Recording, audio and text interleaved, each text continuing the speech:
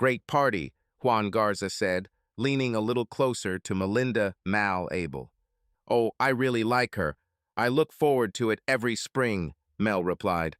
They were standing on the back patio of Stroh's, the most prestigious steak restaurant in the city. It was a perfect Sunday evening for being outdoors, 74 degrees Fahrenheit, around 23 degrees Celsius, and low humidity. They were in a small group of about 10 people. The private event included about 150 guests and was billed as a charity fundraiser for the city's largest healthcare system, but it was actually a thank you to major donors. Free drinks and food, live music, and the opportunity to enjoy the evening sun and socialize provided guests with privacy and the opportunity to have a good time without being asked for more donations. In addition to donors, board members were invited, including Juan, who became the newest member, having joined only a month ago. Among those present were also health system executives and their spouses, which explained the presence of Mel, who was the wife of Todd, the second highest-ranking executive in the health system. Todd went off briefly to get drinks. It's okay, Mal thought. She didn't feel abandoned. She knew most of the guests and enjoyed being with Juan. In a few minutes of small talk, she learned that he immigrated to the United States illegally with his mother when he was a young boy from El Salvador. In the years that followed, his mother worked tirelessly to raise Juan and his brother and to ensure that she and her sons became legal citizens of the country. It was important to her to do everything right, despite the difficulties. Juan admitted that he is only now beginning to truly understand and appreciate the sacrifices his mother made. His story impressed Mel and made her respect him even more. He was also the president, CEO, and chairman of the third largest Hispanic media company in the United States, but you wouldn't know it by talking.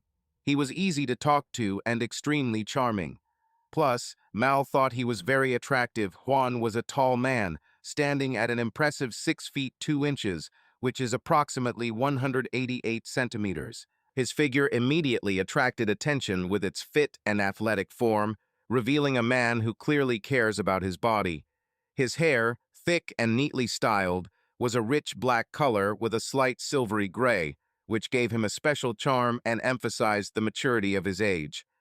Juan's skin was a deep dark shade that matched his expressive green-brown eyes. These eyes, like a treasure, shimmered in shades of green and brown, creating a feeling of mystery and inner strength. His face, with soft but confident features, showed an age of about 45 years, and it showed the wisdom accumulated over the years, as well as barely noticeable shadows of experienced emotions. Juan's clothes were impeccable and emphasized his refined taste. He wore black trousers that fit perfectly and an expensive white shirt, the material of which shone slightly in the light, emphasizing his broad shoulders and slender waist. The contrast of the white fabric with his dark skin looked especially expressive, as if the artist had specially chosen this palette to highlight his elegance. There was no visible wedding ring on his hands, strong but well-groomed, which involuntarily attracted the eye and made one think about his personal life. Juan radiated confidence and charisma. His appearance was complete and gave the feeling that in front of you was a man who was used to attracting attention and not leaving anyone indifferent. "You are married? Are there any children?" she asked. "No," he replied. "I have never been married and have no children." "And you? Tell me about yourself," he asked. "Two children. My son is 25, my daughter is 23. Both graduated from college and no longer live with us," she shared, her voice sounding calm, but with a slight note of sadness, as if these words reflected not only pride in the children's successes, but also the emptiness left in the house after their departure. As she spoke, she involuntarily looked away, as if briefly immersed in memories of those times when the house was filled with their laughter, and conversations at dinner did not subside until late in the evening. She glanced at him briefly, thinking that perhaps he was bored by the topic. However, the man looked completely different from what she expected. His green-brown eyes seemed to be glued to her face, and genuine interest was visible in them. He nodded, tilting his head slightly, showing that he was listening attentively, and even asked a couple of clarifying questions that sounded not out of politeness, but as sincere interest in her words. This pleasantly surprised her. Unlike many men, especially those who held high positions, he did not at all seek to draw attention to himself.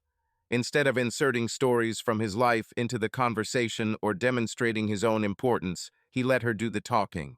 This approach was refreshing for Mel because she was used to the fact that most people, especially confident and successful ones, enjoy their own monologues, almost without noticing the interlocutor. His manner of communication was easy and natural, which created an atmosphere of trust. His every movement, from a slight smile to an attentive look, emphasized that at that moment he was completely absorbed in their conversation and was not glancing at his watch or trying to think about another reason for self-presentation. For Mel, this was a rare and pleasant exception that made her want to continue sharing and telling more. Now that the kids have moved out, how do you keep your life interesting? Juan asked, his tone soft, but at the same time there was genuine interest in his voice. This question took Mel by surprise, although he sounded extremely friendly. She thought for a moment, her brow furrowing slightly, as if she was considering not only the answer, but also the fact that this question turned out to be much deeper than she expected from a person she barely knew. The question was really well phrased, not too personal, but open enough to make her think. She had asked herself that same question more than once in recent months, especially on the long evenings when Todd, her husband, worked 12-hour days, and she was home alone, struggling with boredom and a sense of uncertainty. The house, which had previously been buzzing with the conversations and laughter of children, now seemed too quiet and the daily routine monotonous and predictable. However, she knew that this was not a topic she was willing to discuss with a man she had just met. After all, she didn't want to seem too vulnerable or complaining. Instead, she took the safe route and decided to share a part of her life that sounded positive enough not to raise unnecessary questions.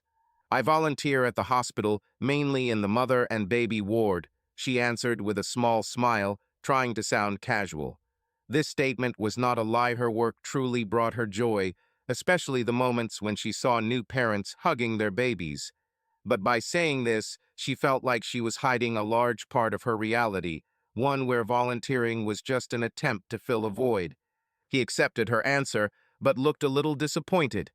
After a short pause, he said thoughtfully, "I know I just met you, and I'm sorry if this sounds inappropriate, but you're too beautiful and alive to be locked up."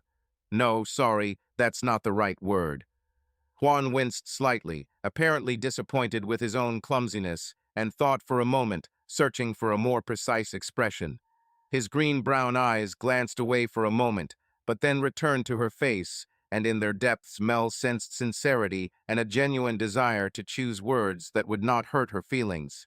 "I mean, locked up in the house all alone," he continued, his voice becoming a little quieter, but that only made it warmer. Each word did not sound condemnation, but rather a soft, subtle concern. Juan paused, as if afraid that he had gone too far, but when he saw that she did not interrupt him, he continued, now even more confidently, "I know it's a cliché, but your life is too short and valuable to waste." His words sounded with such sincerity that Mel felt a little nervous.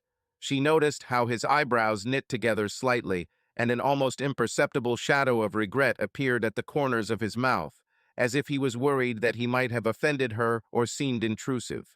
However, instead, his directness and lack of cliched flattery made an unexpected impression on her. She realized that behind these words there was something more hidden than a simple desire to carry on a conversation, as if he really wanted her to think about her life and her desires. Mal smiled involuntarily, feeling the warmth of his words spread across her chest. He may not have chosen his words perfectly, but his effort and genuine interest made this moment somehow special. She heard something in his voice that she had not heard from others for a long time, a sincere attempt to understand her, and not just to impress. Mal blushed. It was a strange compliment, but also very flattering, especially from such an attractive and attentive man. Perhaps a little too much, but who cares, she thought. It made her feel great. She enjoyed being noticed by a man who was not her husband. "Well, I don't know about closed off, but thanks for calling me pretty. You're my new best friend," she said. She with a sincere smile. Mal silently admitted to herself that Juan was right, even if his words sounded a little unexpected. She thought about it and felt an invisible lump rising in her throat. In the depths of her soul, she had long been aware of this, but now, having heard the truth from another person, these thoughts became much more real and tangible. If she was honest with herself, she really felt stuck. Every day was the same, and although she tried to fill the time by volunteering, reading, or taking care of the house, this monotony could not hide the fact that her life had lost its former brightness. Maybe Juan was right, she really was locked in, or even closed. Memories of the past came flooding back suddenly, like a wave. Once upon a time, her life was full of events. She always had something to do. Morning trips to her children's sports practices, helping with their school projects, organizing family parties, and going on picnics. All this filled her existence with meaning, joy, and constant movement. She was active, full of enthusiasm, surrounded by loved ones. Her days were busy, and her heart was overflowing with happiness. Now everything has changed. The higher Todd climbed the career ladder, the more absorbed he became in his work. His days began early and ended late, and she was increasingly left alone in a huge house that seemed too quiet and empty. Their conversations were limited to discussing plans and everyday matters, and she missed those times when they could laugh carefree together. These evenings, when she sat alone, began to remind her of what she was missing: closeness, richness, the feeling that her life was still filled with meaning.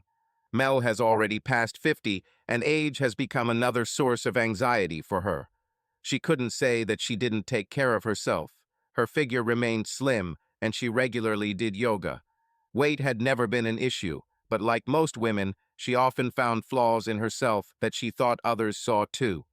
The fine lines around her eyes, the slight hint of loss of elasticity in her skin, all these little things made her wonder how others perceived her, especially those accustomed to bright, youthful faces. She no longer felt like the energetic woman she once was. Her inner world had changed, and it was difficult to come to terms with it. Juan suddenly became a mirror for her, in which she saw herself as she did not want to see a woman who is afraid to admit to herself that she has lost direction. Mel was a short woman, only 5 feet 2 inches, which is about 157 centimeters. Her slim figure, weighing 112 pounds, remained trim and graceful, which she thought was quite a worthy achievement for her 52 years. She glanced at her reflection in the glass and thought, "Not bad for my age." And yet, despite this, she often caught herself being overly critical of herself, sometimes noticing shortcomings that perhaps no one but her noticed. Her breasts were small, but this fact did not bother her at all. Todd, her husband, always liked her for who she was, and that gave her confidence. In addition, she noted with slight satisfaction that her breasts had not yet sagged, as happened with many of her peers. In this regard, she was clearly lucky, and she could not help but be glad that her efforts to stay in shape were bearing fruit. Her legs, slender and well-defined, have always been her pride. She spared no time in sports to keep them in this condition. But her legs weren't all that needed her attention.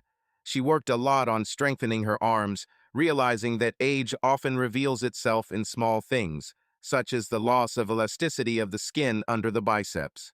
She was determined to delay this process as long as possible, so she made time for dumbbell exercises every week, despite her sometimes busy routine. Her hair was another strong point. Thick, a rich chestnut shade with light ash strands, they fell softly just below the shoulders, adding sophisticated femininity to the image. Today, she decided to leave it loose, allowing the soft curls to frame her face freely. This choice, she believed, emphasized her natural beauty and added a slight playfulness to her image. Mel wore a sand-colored dress made of delicate crochet lace that she bought at Anthropologie. This dress was one of her favorites. It showed off her figure perfectly and ended 2 inches above her knees, showing off her gorgeous legs. The material gently hugged her body, giving the impression of sophisticated elegance without being too strict. She completed the look with fun gladiator sandals, which gave the whole outfit a touch of ease and casualness. As she left home that evening, she couldn't help but notice how good it felt to feel confident in her appearance. And now, after a compliment from a handsome and undoubtedly younger man, she felt a slight but pleasant satisfaction. This feeling was not just a flirtatious joy, but rather a reminder that her efforts to stay in shape were not in vain. She was still the kind of woman who could feel attractive no matter her age, and that feeling filled her with quiet pride. I enjoyed meeting your husband, Juan commented, gently changing the topic of conversation. His voice was calm and polite, but there was a slight note of approval in his intonation that made Mao listen. Todd is highly respected among the board members, he added, as if he wanted to emphasize her husband's importance and contribution to the overall work of the company. Mal smiled. It was always nice to hear something like that about Todd, especially from someone who was essentially his boss, a high-ranking board member with considerable influence over his career. However, Juan's words did not come as a surprise to her. She always knew Todd deserved respect and was proud of how much he had accomplished over the years. Her husband was a man who never stayed in the shadows, despite the fact that his path to success was not always easy. Todd was 53 years old, and although he was much shorter than Juan, only 5 feet 5 inches, which is about 165 centimeters, his physical stature was of no importance in a world where his intelligence and abilities spoke louder for him than any outsider view. From the first day of his career, he demonstrated incredible intelligence, tenacity, and leadership qualities that set him apart from his colleagues.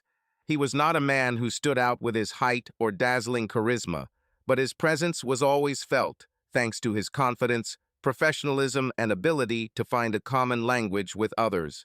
The company's CEO, to whom Todd reported directly, often relied on him to make difficult decisions. His colleagues valued him for his clarity of mind and ability to look at situations from different perspectives, and the team under his leadership liked him for his fairness and willingness to support everyone. He was a leader who did not raise his voice or use his position to suppress others, but at the same time knew how to achieve his goals through the ability to persuade and lead. Mel always admired the way her husband handled his responsibilities. His small stature, which might have been a source of insecurity for another person, was never a barrier for Todd. He took it with a light humor and never allowed himself to doubt his abilities because of something so superficial. On the contrary, he used this as an occasion to prove that a person's real strength is measured not by centimeters, but by his deeds and character. Mel felt a little proud as she listened to Juan's compliments. She knew that Todd deserved all of this praise, and she was pleased to know that his work and efforts were noticed and appreciated, even by those at the top of the corporate ladder. A few minutes later, Mel greeted Todd as he returned. "You've been gone for a long time." "Oh, I got stuck talking to a few people," Todd replied. He handed Mel her drink and began talking casually with Juan. While the men were deep in conversation, exchanging professional remarks and sharing opinions, Mel's mind began to wander. Her gaze involuntarily slid over the figures of her interlocutors, and she noticed the difference in their height. The contrast was striking. Juan, tall and handsome, towered over Todd, whose figure was more compact and short. Mel couldn't help but notice this, although such observations had long become familiar to her. Todd had always been the shortest man in any group, and over the 26 years of their marriage, she had become completely accustomed to it. She even stopped noticing it in everyday life, except when someone first noticed it.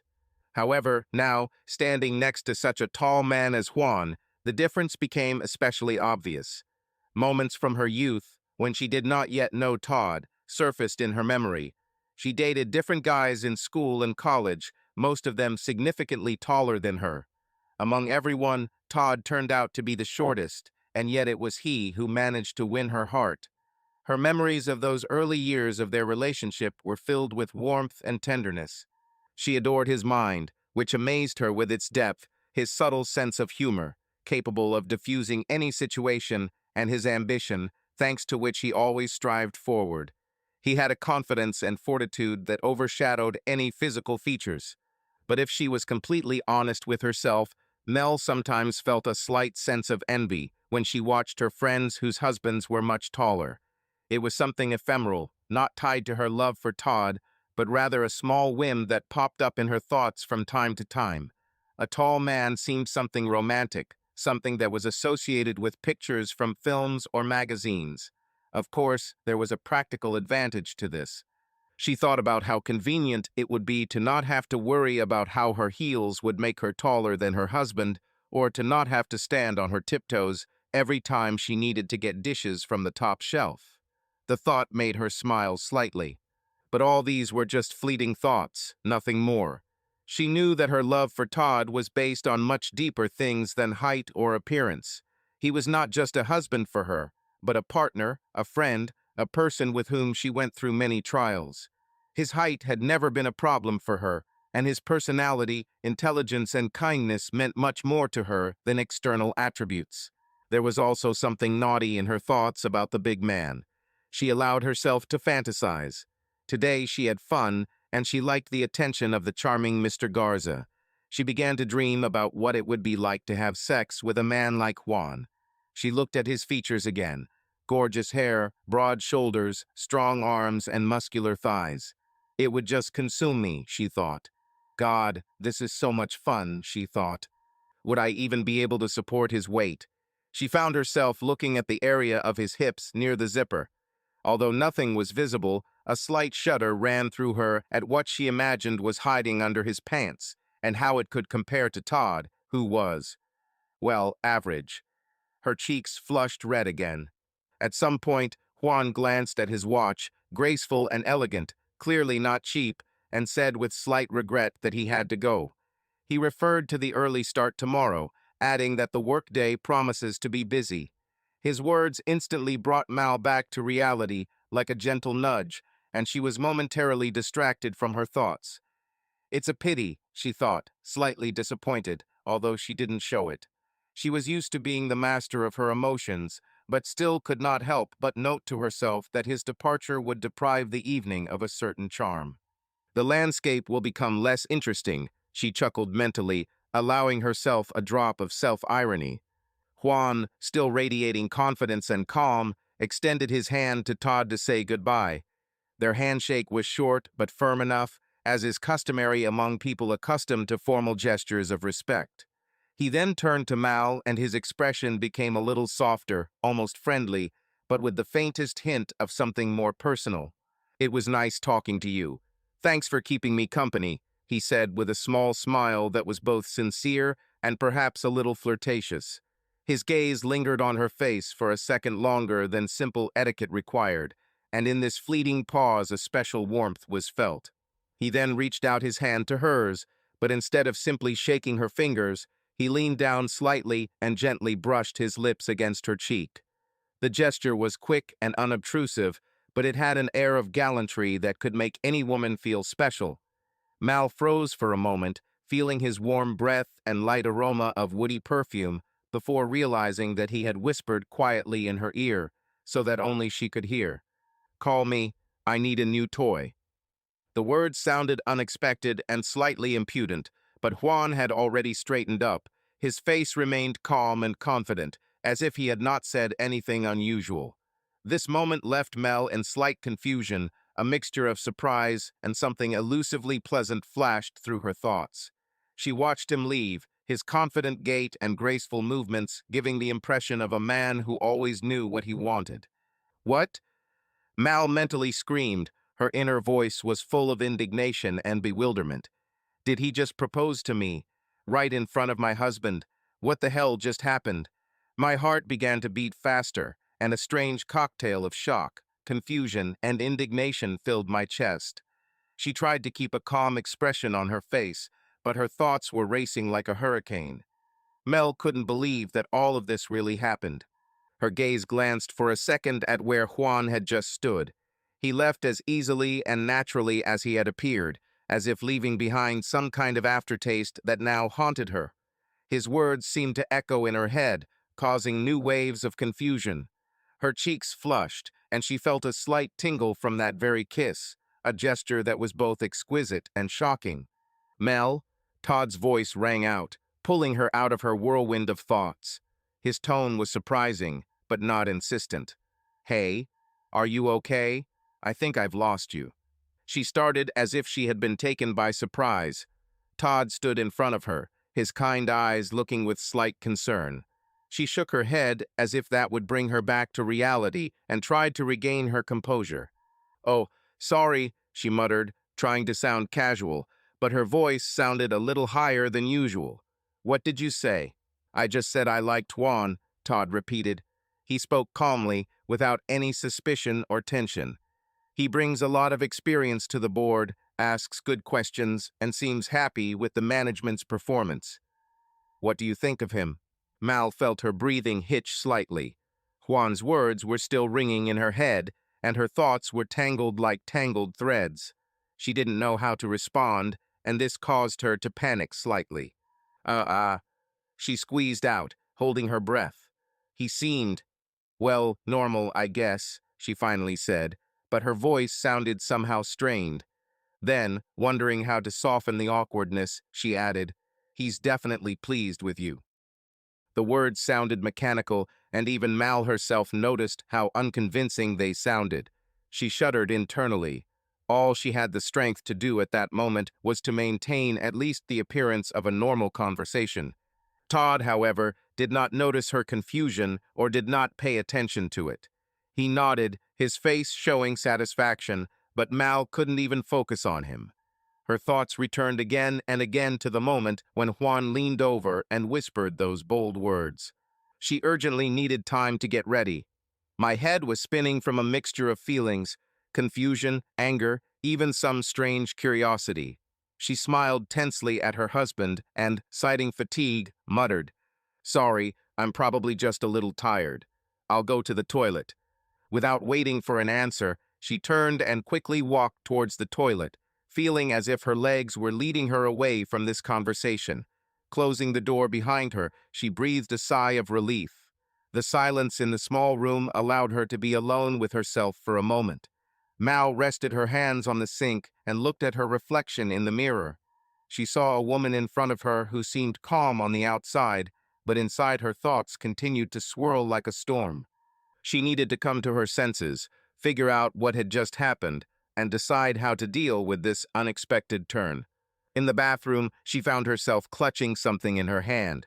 She looked down and saw Juan's business card. He must have handed it over when he left. What the hell happened? She thought again. Mel tucked the card into her purse, cleaned herself up, and returned to Todd. "Todd, let's go home," she asked. "I don't feel well. I want to sit down and rest." On the way home, there was silence in the car. Todd attributed her condition to poor health and did not ask questions. At home, Mel said she would take a bath and go to bed early. "Should I bring you anything?" Todd asked caringly. "No, it's okay," she replied. "It's just a strange feeling," she admitted honestly. Mel dipped her fingers into the warm water, the fragrant salt dissolving, filling the bathroom with the soothing scent of lavender and vanilla. She lit the candles, their soft light reflecting on the tiles, creating a cozy, almost meditative atmosphere. She wanted to distract herself, let the day go and forget about the unpleasant episode, but her thoughts persistently returned to Juan and his daring act. She closed her eyes, letting herself drown in the memories that spun like a broken record, replaying over and over the moment when he leaned close to her ear and said those words. Juan is a young, attractive man with charisma that could easily captivate any room he entered. His confidence was almost hypnotic, and she remembered how she could not help but feel a slight shiver when he touched her cheek. But then these words, insolent, confident, almost defiant. He invited her to become his toy, and no matter how she tried to look for another meaning in this, the meaning remained obvious.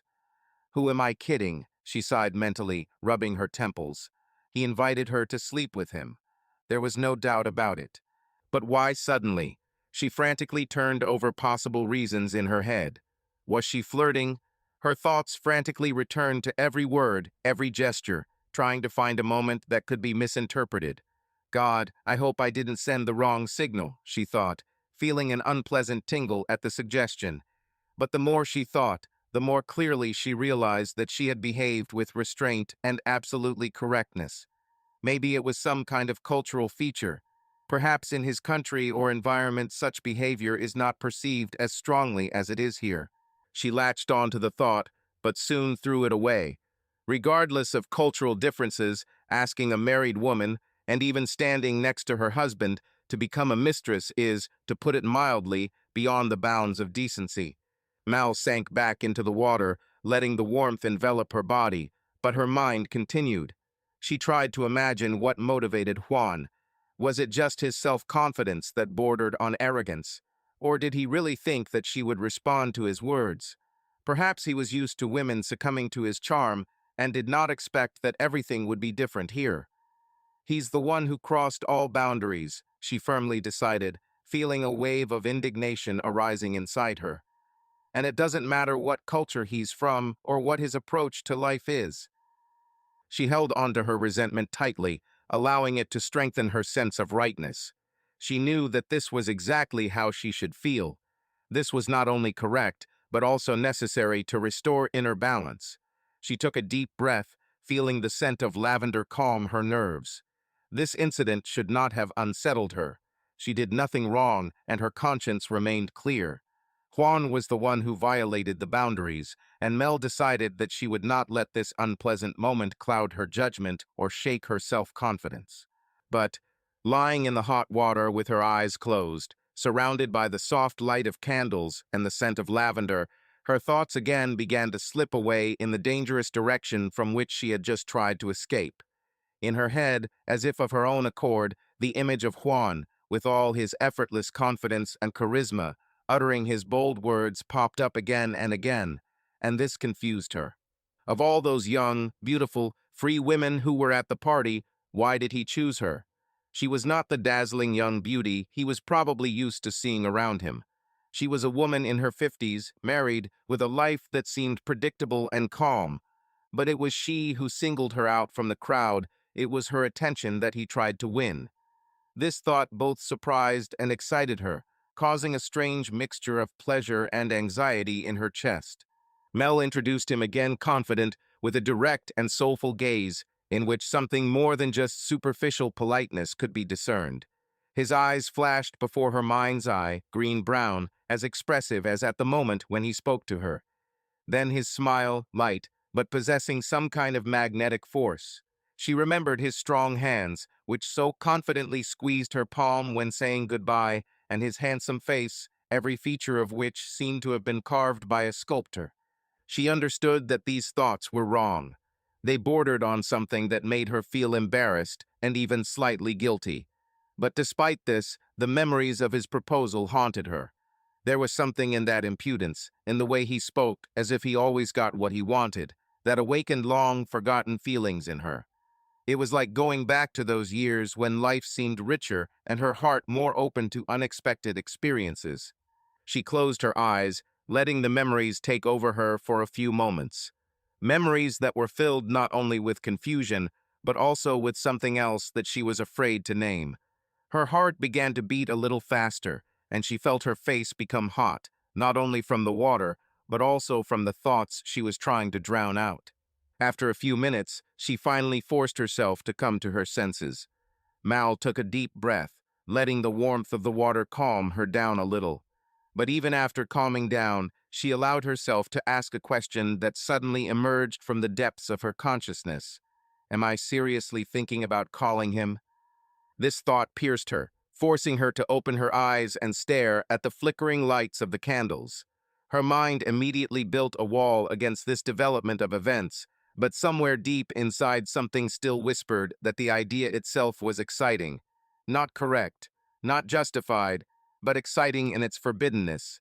Over the next few days, Mel vacillated between outrage, flattery, curiosity, and excitement. She couldn't get Juan's proposal out of her head. Her desire was at its limit. She needed sex. When Todd returned home on Wednesday, she attacked him as soon as he walked through the door. She dragged him into the bedroom. Todd didn't understand what was happening, but he didn't complain. "Wow," Todd said, smiling. "Great way to meet me after work." Mal put on a fake smile. "You work a lot, and I thought a little shake-up before dinner wouldn't hurt you." "Did you like it?" she asked. "Hell yes. Todd responded enthusiastically. Well, then I'm glad I could please you, she said. The next morning, after Todd left for work, Mel decided to call Juan. She told herself that she just wanted to clear the air and let him know that her proposal was completely unacceptable. She was nervous. Am I in high school? She thought. She found his business card and dialed the number. Juan answered on the first ring. Hello, Mel. This immediately unsettled her. How did he know it was me? I didn't give him my number. Hi, Juan, she said uncertainly. Without allowing her to continue, he asked, Why didn't you call for so long? Confused again, Mal felt her irritation welling up inside her. Listen, she said, I'm calling to clarify the situation after Sunday. Okay, he answered calmly. What exactly do you want to clarify? Well, for starters, what specifically did you mean when you said you needed a toy? Mel, you are as smart as you are beautiful. Don't insult my mind and yours too. You know perfectly well what I meant. Off balance again, Mal tried to collect her thoughts. I mean, why would you even say that? And even in front of my husband. Mal, I say what I want, when I want, and I always get what I want. I don't care that you're married and your husband is standing next to you. You are interesting, beautiful, and, without a doubt, capable of giving me what I need. That's why I chose you. That's enough, Mr. Garza. This is complete nonsense. I am not available for you to choose me, and I'm not going to continue this conversation until you respect neither me nor my husband, she said, ready to hang up. Juan quickly interrupted. Before you hang up, listen to me, he ordered. First of all, I choose the one I want. You have no say in this matter. I choose you. Secondly, you also have a choice. You must decide to invite me to your home and give yourself completely to me. You understand? My choice is made. Now everything is in charge comes from you. I'm sure you'll choose to call me. The fact that you didn't throw away my business card tells me that you are already mine. But anyway, I won't let you waste my time. I didn't get where I am by playing games, and I'm not going to start with you. Call me and obey, or don't call. It's your choice. But you have to live with the consequences. Bye, Mel, he said before hanging up. Crap, she screamed. His impudence, his audacity. I didn't even manage to hang up first. He doesn't have to worry, I won't call back. Damn him, she thought. What a bastard. Her anger at Juan, fueled by his cocky attitude, helped Mel get through most of the weekend. When she thought about him, and she thought often, it was always with righteous indignation. She had absolutely no desire to call him back. To distract herself and reaffirm the strength of her marriage, she persuaded Todd to make love on Saturday night. As she went into the bathroom to clean herself up, she began to cry. She felt terrible about the humiliating thoughts she had just had about her husband, but that didn't change the fact that she was more sexually frustrated than she had ever been in her life. By Sunday, her resentment, anger, curiosity, pride at being chosen, and, frankly, ongoing excitement had turned into something much more dangerous: rationalization. Why don't I call him? Don't I deserve a little fling before it's too late and my whole life turns into old age and grandma's worries? My life follows such a predictable path. This is my last chance to experience something new. It will be discreet. Todd will never know. Besides, it's just sex, and such an opportunity will not arise again. No obligations, no love. I won't love Todd any less. The roles have already been defined. There will be no awkwardness. It'll be fun. I'm sure he knows how to please in bed. I want so much to be desired, and he desires me.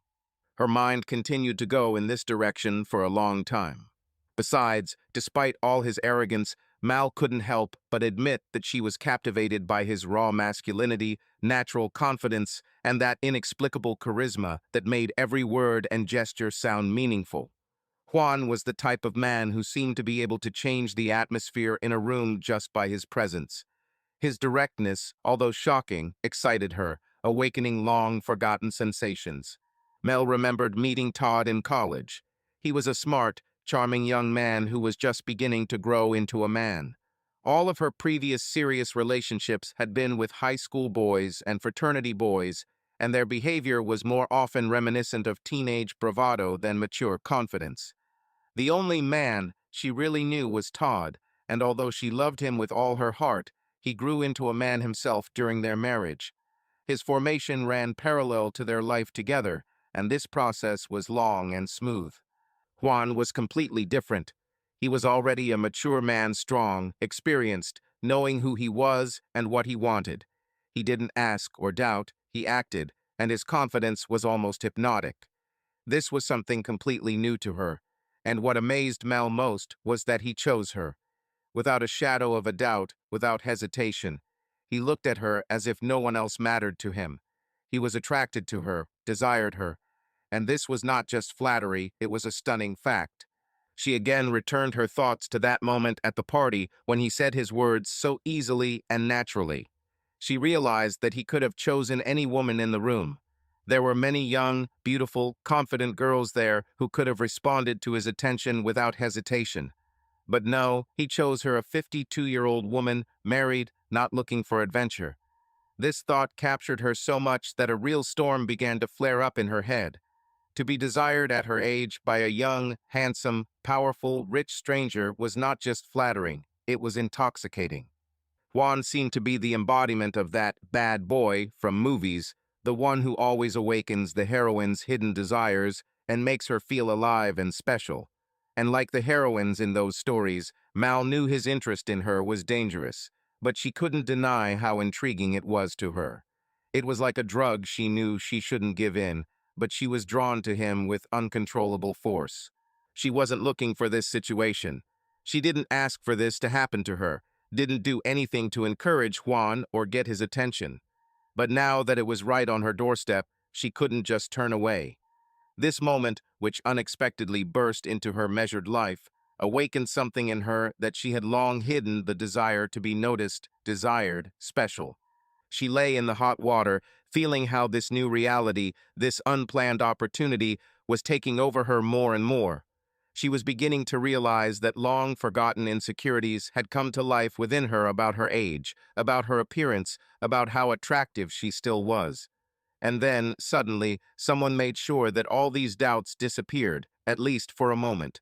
The whole situation began to seem almost inevitable to her. Mel felt that her mind was being pulled back to her usual life, where there were rules and responsibilities, but her heart and body were being pulled forward to the forbidden but alluring. She became scared to realize that if the situation went further, she most likely would not be able to say no. On Monday morning, after Todd left for work, exactly a week and 1 day after the party, she finally gave in and called. "Hello, Juan. I live at 428 Rockport Drive on the east side of town. Great. I will come to you on Wednesday at 10 a.m. You have to wear the same dress you wore to the party, no panties or bra, barefoot, perfumed, and clean yourself up down there. Do you understand?" "Yes," Mel answered, confused. "Wonderful. Don't disappoint me. I plan to enjoy you to the fullest, Mrs. Abel." "Goodbye," he said in his sexy accent, and hung up. Mel just stood there in shock with the phone to her ear. She wasn't sure what she was expecting, but it certainly wasn't this. I had just agreed to offer myself to a complete stranger and follow his humiliating and demanding instructions, she thought with excitement. The thought of appearing in front of this man in such a vulnerable state, rather than angering her or making her change her mind, made her legs weak from the strain. She felt herself trembling. There will be no initial awkward conversation over a cup of coffee to get to know each other and start things off gradually. No opportunity to awkwardly get used to intimacy. He will understand as soon as she opens the door that she stands before him willingly and completely available. He will know that under her dress she is naked and completely at his disposal. As she continued to consider his instructions, she never once thought about not following them, and she couldn't believe how important it had become to her not to disappoint him. For some deep, unknown reason, she wanted to please him, and instinctively knew that for this she would be richly rewarded. "What did I just start?" she said to herself with a mixture of excitement and deep fear. Tuesday was full of conflicting emotions and a lot of things to do. She had a lot of work to do on herself. She got her nails done, made an appointment for a facial and wax, and had her hair styled. She was embarrassed to admit that, with the exception of her wedding day, she had never put so much effort into looking perfect for Todd. The instruction not to wear underwear turned out to be an unexpected blessing.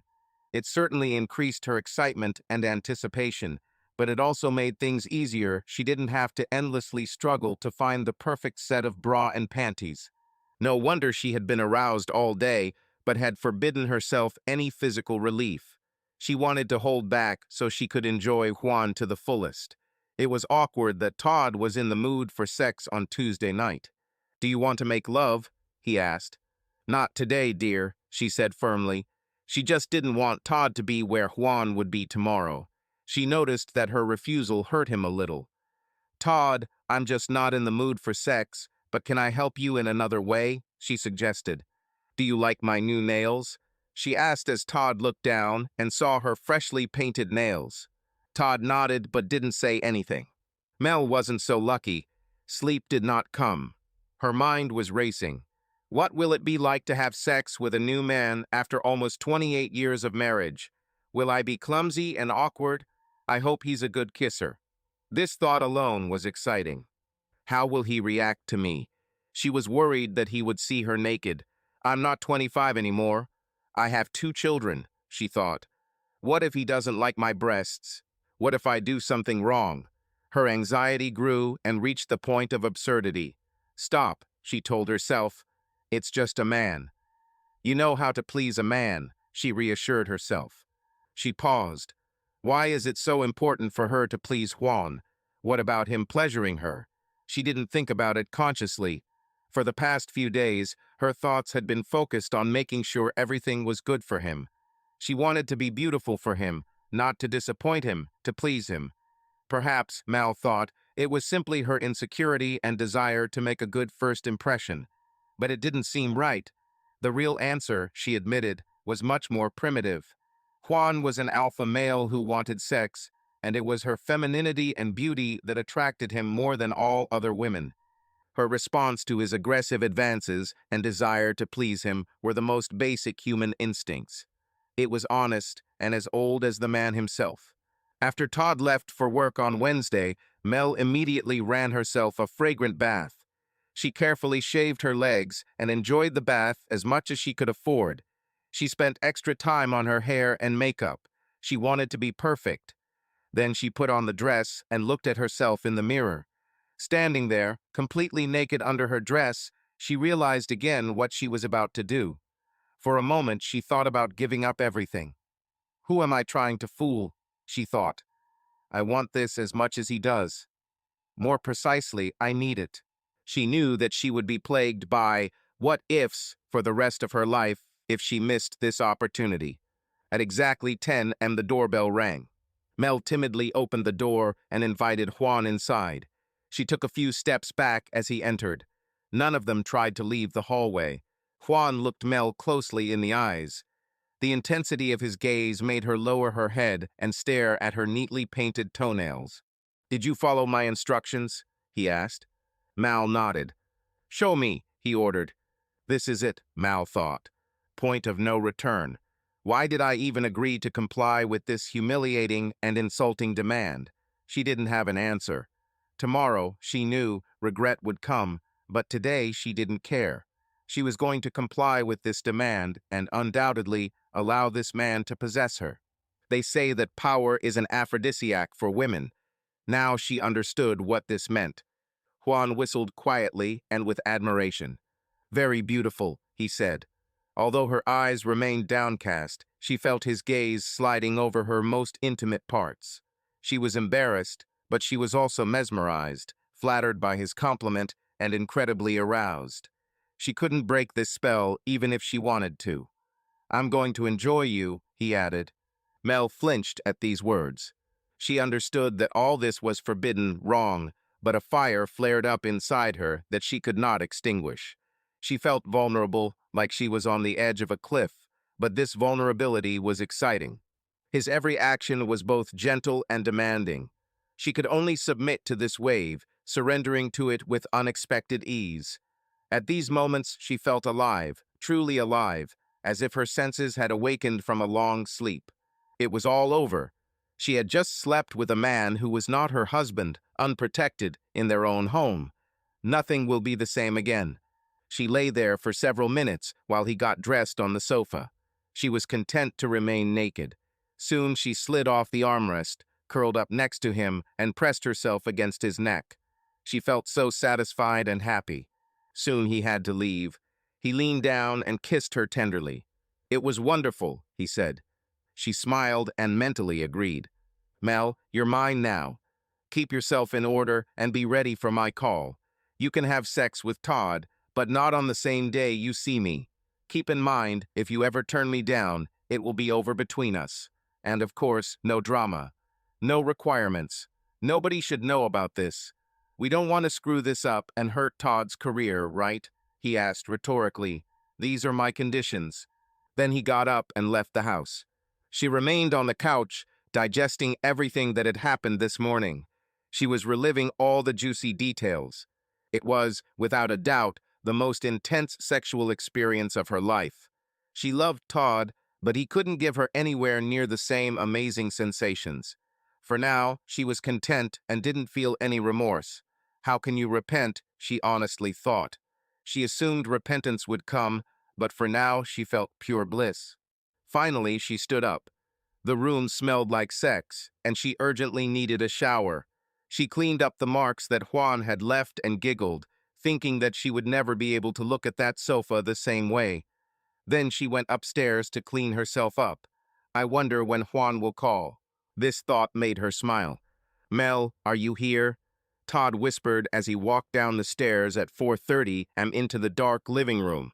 "Damn, you scared me," Mal answered confusedly. She sat alone in the dark and looked at the TV. The sound was turned off. She didn't cry, but tears were close. She was deep in thought and didn't hear him get up. "Sorry, I didn't mean to scare you. I just woke up and didn't find you in bed," Todd explained. "Hey, is this our wedding video?" he asked with a smile, noticing what was being shown on the screen. "We haven't watched it in years," he said, walking around the couch and sitting down next to Mal. Mal flinched when Todd sat down next to her, but he didn't notice. He leaned over and kissed her on the cheek. She tensed a little, but again Todd didn't notice. Her thoughts went back to yesterday morning, when she remembered the last man sitting on this very couch and kissing her among other things. Shame overwhelmed her, and she involuntarily shuddered. "Everything is fine. Why are you up so early, and why the hell are you watching our wedding video?" he asked with a smile. "Todd, I'm fine," she answered unconvincingly. "I couldn't sleep and didn't want to wake you," she added, answering only the first part of his question. Mel didn't really know why she was watching the video, but she certainly wasn't going to discuss it with Todd. She quickly changed the subject. "Look at us," she said, watching them leave the reception as they were showered with grain. "We were such children," she almost whispered to herself. "Definitely," Todd agreed. "And the poor," he added with a smile. Todd was in a good mood this morning, which was a relief, Mal thought. He didn't look suspicious. "I guess I'm better at pretending than I thought," she allowed herself to think. Last night she wasn't so sure.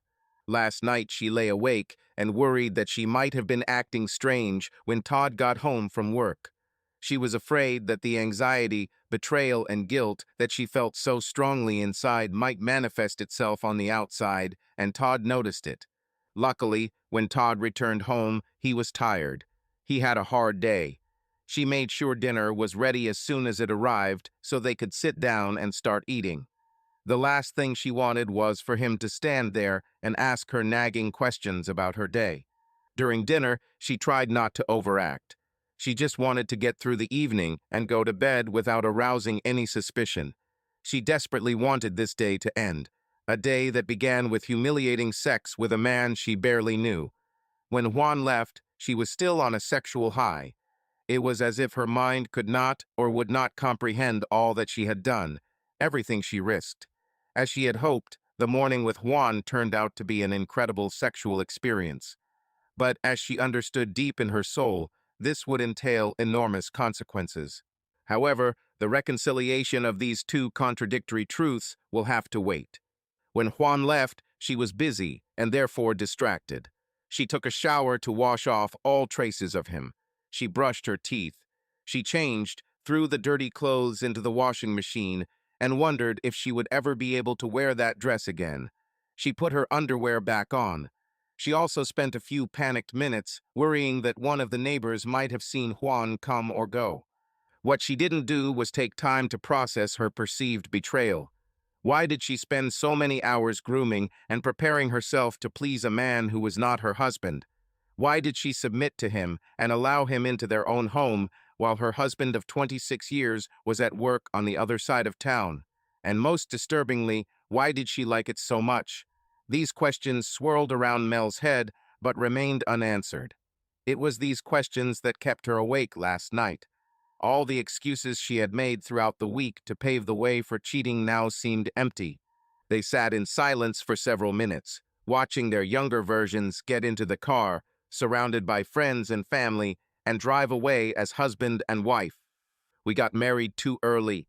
Mal asked, subconsciously searching for answers. "Perhaps, but I don't think so. We've had some tough times, but hey, look at us now."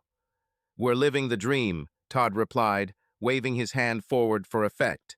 She smiled along with Todd. He was right, she thought. They truly lived like a dream. They were in good health. Both parents were still alive and independent. Wonderful children. Stable job. They were respected in society and had many friends.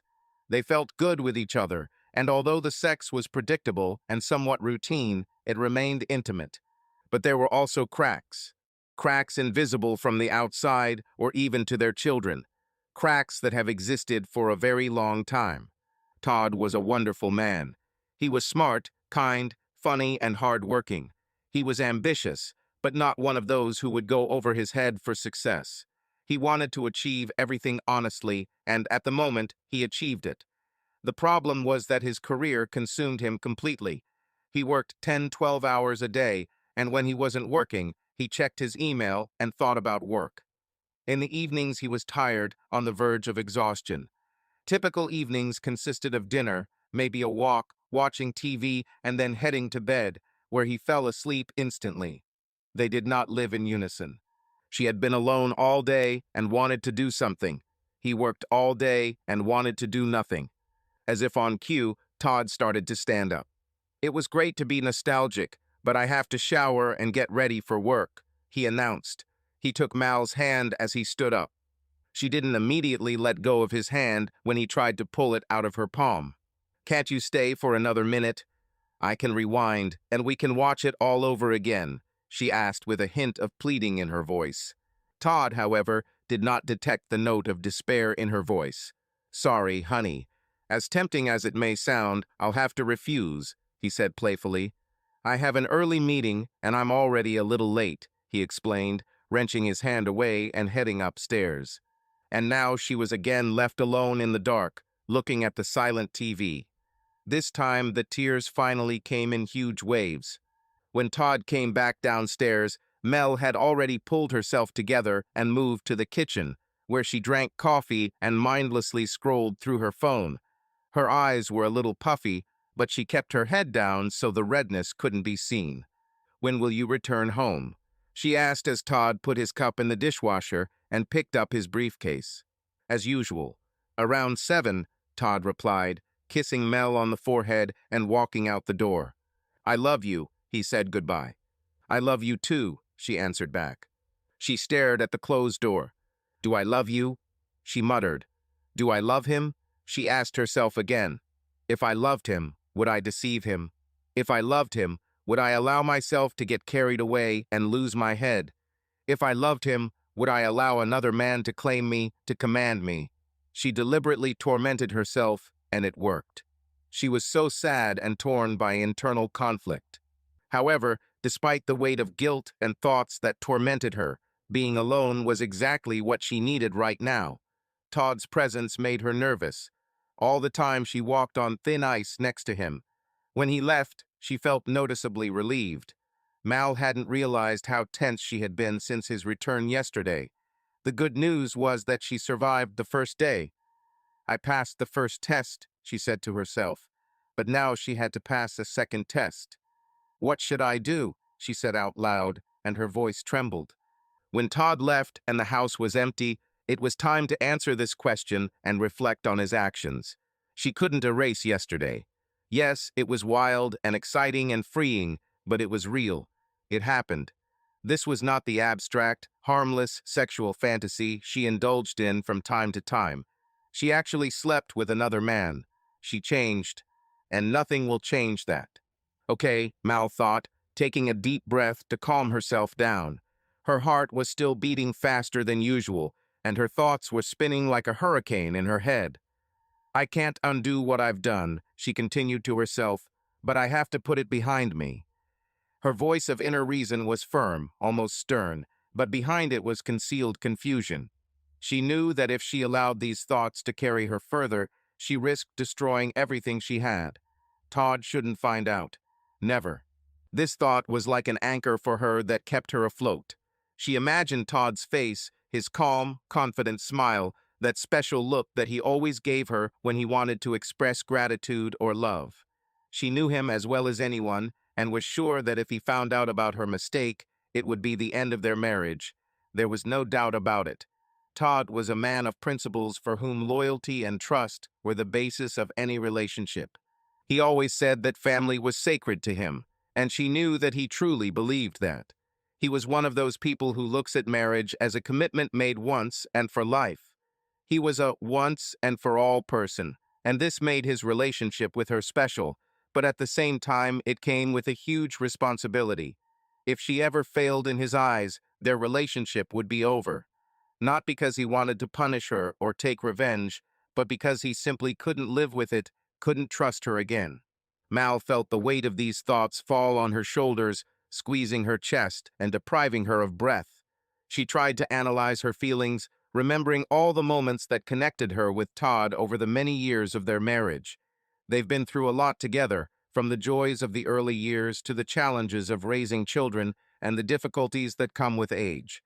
Every time she thought that their union could collapse because of her action, she was seized with panic. This must never come up, she firmly repeated to herself. I made a mistake, but I can fix it without letting it ruin everything. She sounded more confident than she actually felt. However, she knew she had to be strong. Mel decided she would keep it a secret. No one will ever know because no one should know. Her marriage and her family were more important than her doubts, mistakes, or fleeting temptations. She could live with that knowledge if it meant her relationship with Todd would remain as strong as ever. Mel thought about her life and allowed herself to open the door to an old memory. It was a memory she kept locked away. Behind this mental door lay another secret that Todd did not know about. Years ago, she kissed her ex-boyfriend while Todd was away. It all started innocently but quickly spiraled out of control. Alcohol, youth, chance, irritation with Todd, and the story with her ex-boyfriend, all this merged into one and led her down a dangerous path. Luckily, she stopped then before getting to sex. But then she stopped herself mid-sentence. Who am I trying to fool? She thought with bitter irony. Todd would still be furious if he found out. It wouldn't matter to him that I stopped before sex. He wouldn't forgive. Mal let her mind wander back to that night 20 years ago. She and Todd had only been married for 6 years at the time. There is some truth in the curse of the 7th year, she thought ironically. Todd was away for work, which happened very often back then. She was busy taking care of 2 small children and was angry at Todd for not being there. That evening, there was a charity reception in support of local parks and sports fields. It was a semi-formal event that required dressing up. Mel was looking forward to it. She was tired of endless days filled with children's toys, vague conversations with equally exhausted mothers, and old clothes that she wore because she didn't mind getting them dirty with food or baby saliva. She wanted to get out of this routine, buy a new dress, dress up, and feel beautiful and desired at least for one night. But instead of being excited about the evening ahead, she was furious with Todd. They had a fight again. More precisely, she swore he only said that he could not go because of another business trip. She hoped he would change plans. She dreamed that he would choose her instead of work, at least this time. But instead, she only got another, "I'm sorry, but I can't. That's all. Figure it out for yourself whether you should go alone." She felt forgotten and unwanted. Fuck Todd, she thought then. She didn't want to go alone, but she didn't want to stay at home even more. So she went shopping and spent more money than she should have. She was still mad at Todd and hoped he would make a fuss about the credit card bill so she could take it out on him. The dress was perfect. A classic sleeveless cocktail dress with a plunging neckline and a few centimeters above the knee. The shoes were elegant strappy sandals with a 3.5-inch heel. When she got dressed, there was no one at home who could tell her what she looked like. Okay, she thought, finishing her instructions to the nanny. At the event, all her friends said that she looked amazing, and her friends' husbands stole glances at her. These compliments warmed my soul, and the evening turned out to be really fun. The food was mediocre, but the bar was free and everyone enjoyed the party, including Mel. She danced with friends and felt truly alive for the first time in a long time. At some point, she ended up on the dance floor with Pete, her ex-boyfriend. It was a completely innocent situation. She often ran into him and his wife Rebecca at events like this. Their families moved in the same circles. Todd and Pete were not friends, but they maintained friendly politeness. Mel and Rebecca, while they didn't get along particularly well, always found a way to keep up appearances. Pete was her first love, and that evening he was alone too. Mel still liked Pete and remembered him fondly.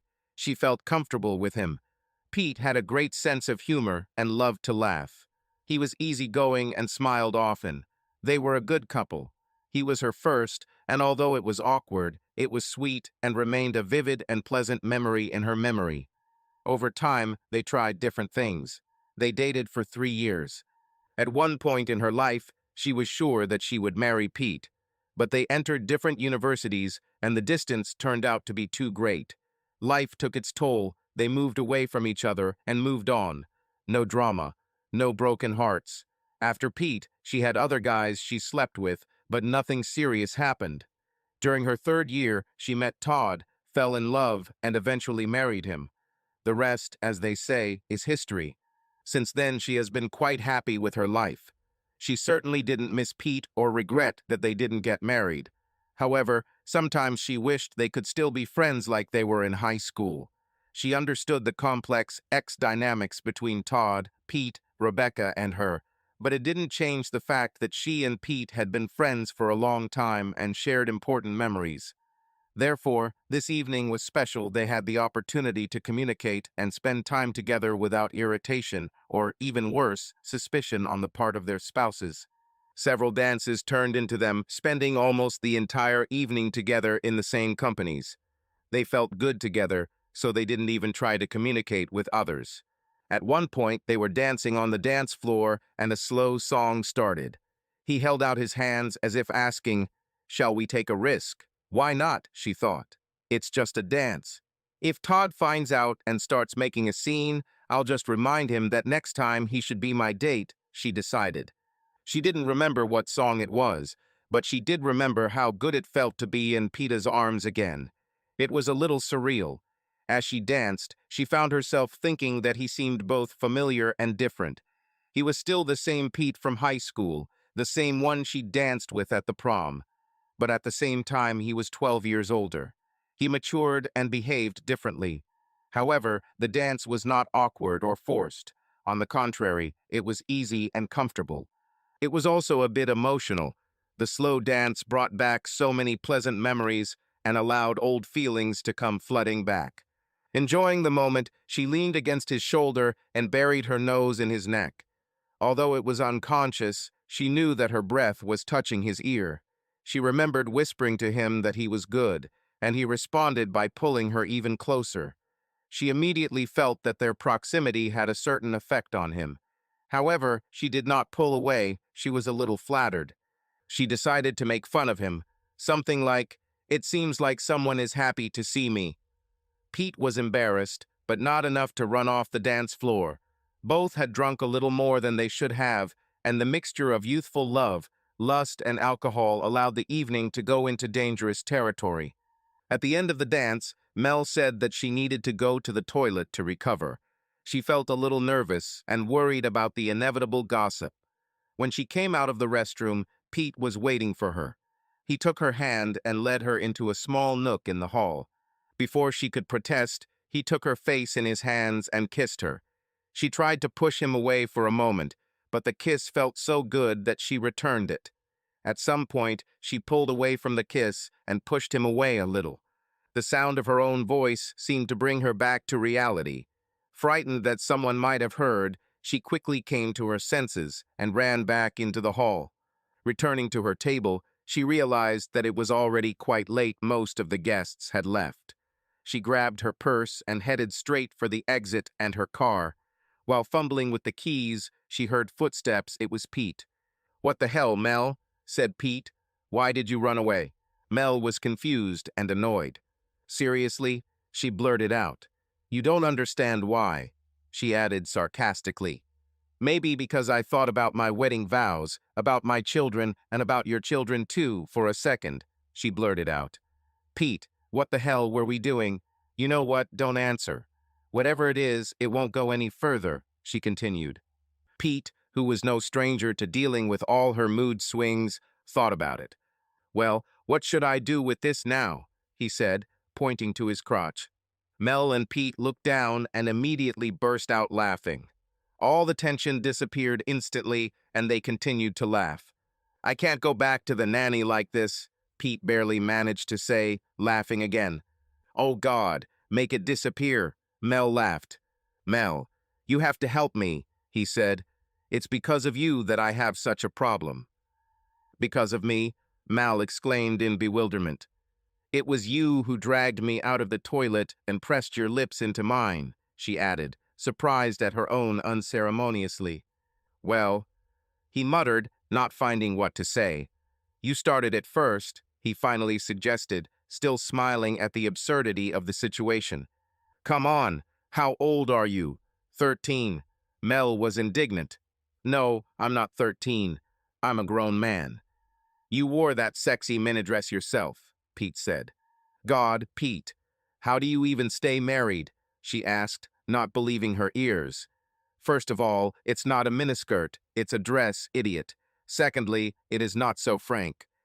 "You're just always all about sex," she said, pretending to be angry, although she wasn't. "However, what else to expect? You've always been obsessed with sex." "Guilty," he grinned.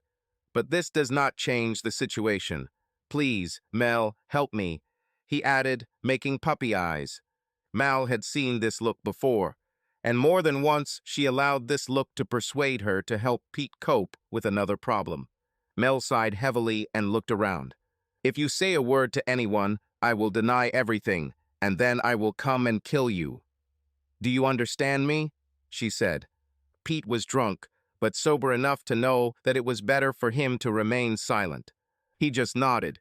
"Get out. We both need to go home to the nanny." And that was the end of it. After 1 or 2 days of deliberation, damn, what was I thinking? Mel began to put the event behind her. She justified her behavior by saying that she drank too much. She also reminded herself that Pete was her ex-boyfriend, and although what she had done was technically cheating, she convinced herself that it was not so terrible, because the one with whom she had an adventure had already seen and done everything possible with her. Over time, she sometimes allowed herself to remember this naughty evening. It made her smile and even slightly excited, but she was never tempted to repeat it. Of course, Todd asked her about the evening when he returned from his trip. She told who was sitting at her table and with whom she talked. She mentioned that Pete was there without Rebecca and that they talked and danced a bit. She honestly said that she was glad to see him and that it was fun to reminisce about old times. Todd seemed satisfied with her answer and didn't press further. Pete tried to repeat that evening a couple of times, but it was impossible. Mel made it clear that she had made a mistake and they both needed to get back to their lives and marriages. Consider it a fun one-time mistake for the sake of old time's sake. she told Pete. But now, standing in the kitchen, she realized that this time her mistake was much more serious. Yesterday with Juan wasn't just a drunken French kissing escapade for an old boyfriend. It was much worse. Why did I do this? She asked herself for the 100th time since then. Her thoughts returned to the excuses she'd been mulling over earlier in the week. The affair was right in front of her, a ready-made opportunity that had just fallen into her lap. It was flattering she was over 50 and tall, handsome, and confident. Juan chose her. It didn't require commitment. She could end the affair at any time. All of these reasons were technically true, she thought, but none of them seemed like the real reason she got together with Juan. She dug deeper. Yes, it's true that I was intrigued and very curious, she admitted. The thought of unbridled, forbidden sex with a man like Juan was very tempting. He's handsome. He is physically attractive. He is confident, and as I saw yesterday, he is a very experienced lover who gave me a morning of amazing sex. So what is it? Is it all about arousal and the desire to experience another man? She thought. She didn't think so, but she continued to pull on this thread. It was certainly true that my whole goal with Juan was for him to give me good sex, she admitted to herself. I didn't need anything more from him. I don't need him to take out the trash, pick up clothes from the floor, run errands, or take me to dinner. I needed him to just blow me away. That's all. It doesn't just happen in marriage. Sex can't happen just sex. He is part of a complex relationship where intimacy is intertwined with obligations and expectations. Minor irritants create daily barriers to intimacy. The same thing happens with big things, for example, with the feeling of one's own insignificance. Damn, she squeezed out. Her last thought seemed to put everything in its place. She realized it was true. Juan is not a midlife crisis or a fling to assuage my fears of aging and loss of attractiveness. It was a conscious choice, a choice I made because in everything else in my life, I am limited by my circumstances. Juan allowed me to take control of the other path. I am limited by my husband's decisions, she admitted. Essentially, I'm following the path that someone laid out for me. I am becoming less and less important in my own life. For 26 years, Todd and I did nothing but work for the future, a future that never seemed to arrive. There was always next year, next job, next promotion. All this time I was just driving next to her, but I was never behind the wheel. Well, now it looks like I crashed the hell into a ditch, she thought ironically. I made a hasty, impulsive choice to live in the moment and stop being a passive participant in a life that is always focused on tomorrow. But by doing all this, I could destroy the life I rebelled against so violently, she thought. Was it worth it? She thought. No would of course be the correct answer. But was this an honest answer? She wasn't sure. I need to try to save my relationship with Todd, she thought. But I can't keep waiting for him to reach a destination that always seems out of reach. I cannot constantly hear that this is how it is and how it will always be. I need him to need me, to be willing to sacrifice his precious time for me. I need him to not just be married to me, but to live a life with me that includes today, not just tomorrow. Her insight, although profound, did not relieve her of sadness. Sitting in the kitchen, she felt like a dark cloud was enveloping her. She cried again for her marriage, her infidelity, her husband, her loneliness, and because of her confession that she had enjoyed her time with Juan, and because of the real herself that she no longer knew and could not find. Later that evening, Mel, are you okay? Todd asked, shaking Mel to wake her up. It's already 7:30 p.m. How long did you sleep? Oh, hello, Todd. Sorry. I lay down a couple of hours ago and must have fallen asleep, she answered sleepily. I think you need to go to the emergency room, he said. Something is wrong here. Todd, I don't need an Mel countered when her head cleared a little. Well, something is clearly wrong, Todd insisted. Todd, I'm not sick. Well, then what's wrong with you? He asked. I don't know. I guess I'm just a little lonely, she replied. Todd thought about it. He knew his next comment wouldn't be received well, but in typical male fashion, he wanted to fix things, so he went ahead. Maybe you should think about going back to work. Working with a fixed schedule and routine would benefit you. Todd, are you serious? I say I'm lonely, and you advise me to find a job, she asked in surprise. I don't need a job. I need you. Let's leave. We'll leave tomorrow. We need to spend time together. Without obligations and worries. Just us, she offered hopefully. Mel, you know I can't leave, he replied. You can, but you don't want to, she corrected him. Mel, this isn't fair. I have meetings tomorrow and next week too, he said. Of course, you always have meetings. Todd, cancel them and let's leave, she begged. Mel, I took a week off next month. We have a vacation planned with the children, he said. That's not what I'm talking about, she said louder than she intended, her irritation growing. I thought you were looking forward to meeting the children. Todd dodged. Damn it, Todd. I'm looking forward to meeting the kids, but I need time with you. Please find time. Please do this for me, she begged. Todd thought for a moment. Finally, he said, I don't know what's happening to you, but I can't go anywhere. Here it is. Another one-sided take it or leave it situation, she thought as bitterness squeezed her throat. She sat up, angry, and wanted to blurt out everything that was boiling in her mind, but instead she sighed heavily. She did not have the strength for a protracted scandal. Instead, she simply looked into his eyes and held his gaze for a few seconds. Todd, remember this moment, she finally said. He will be important one day.